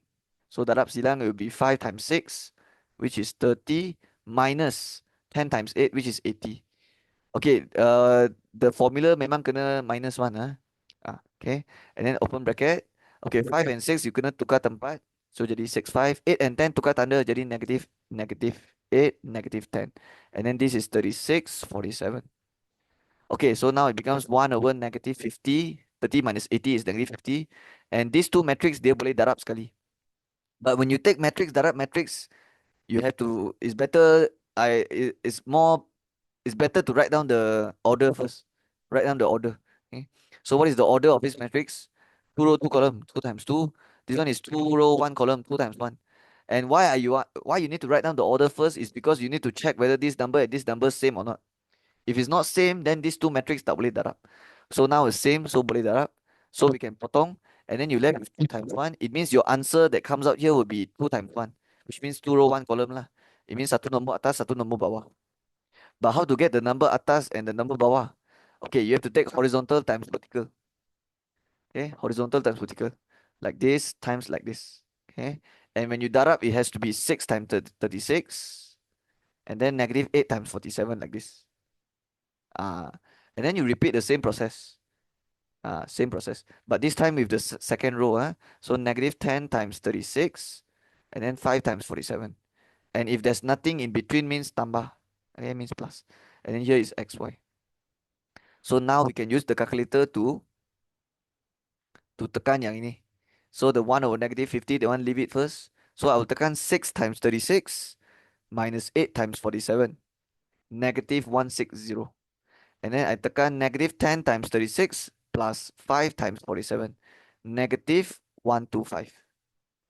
And then finally, I can take this number times with 1 over negative 50. Means divide negative 50 lah. It means divide negative 50. So what is negative 160 divide negative 50? 3.2. And then negative 125 divide negative 50 is 2.5. Okay. Okay, so now we can answer the question. Calculate the price of bottle of carbonated drink. So bottle of carbonated drink is X. So the X answer is 3.2. So we can say that the price of a bottle of carbonated drink is equals RM 3.20. Yeah, make sure you write RM lah because it's a price, right? Okay, what about the 2.5? Okay, that one is a price of a pack of potato chip, but since the question never asked, so I will not write it. Okay. Oh, and one more thing, I don't recommend you to write X equals 3.2 for the final answer. Because if you write like this, tak ada orang tahu what the X represents. And also the XY tak ada dalam soalan. Kita yang letak XY ni. So it's better to write like this. So that it's more clear lah what you are talking about. So price of a bottle of carbonated drink like this. Okay. Alright. Hope you understand. That's all. Okay, I think I'm at the last question already. Let's finish it. So what is this? A total of 4 rolls of plastic wraps are used to wrap 20 hampers that will be given to the winners of the tournament. Each hamper requires a 1.24 meter long of plastic wrap. After the hamper wrap, it was found that only 2 over 5 from the total length of plastic wrap had been used. Calculate the length of roll of a plastic wrap. Okay, I think it's a bit difficult to understand the soalan, right? So let's draw it out. Kita lukis. So ada 4 roll plastic wrap. So imagine this one is plastic wrap. Ada 4 roll. 1, 2, 3, 4. And you want to wrap 20 hampers. Okay, hamper. How to draw hamper? Okay, hamper. So hamper. Okay, let's say this is hamper. And then what happens is you want to use the plastic wrap to wrap this up. So wrap macam tu. And then apa lagi? Each hamper requires 1.24 meter. If one hamper requires 1.24 meter, then 20 hamper darab 20 lah. Okay, let's tekan this and see what we get. 24.8 meter.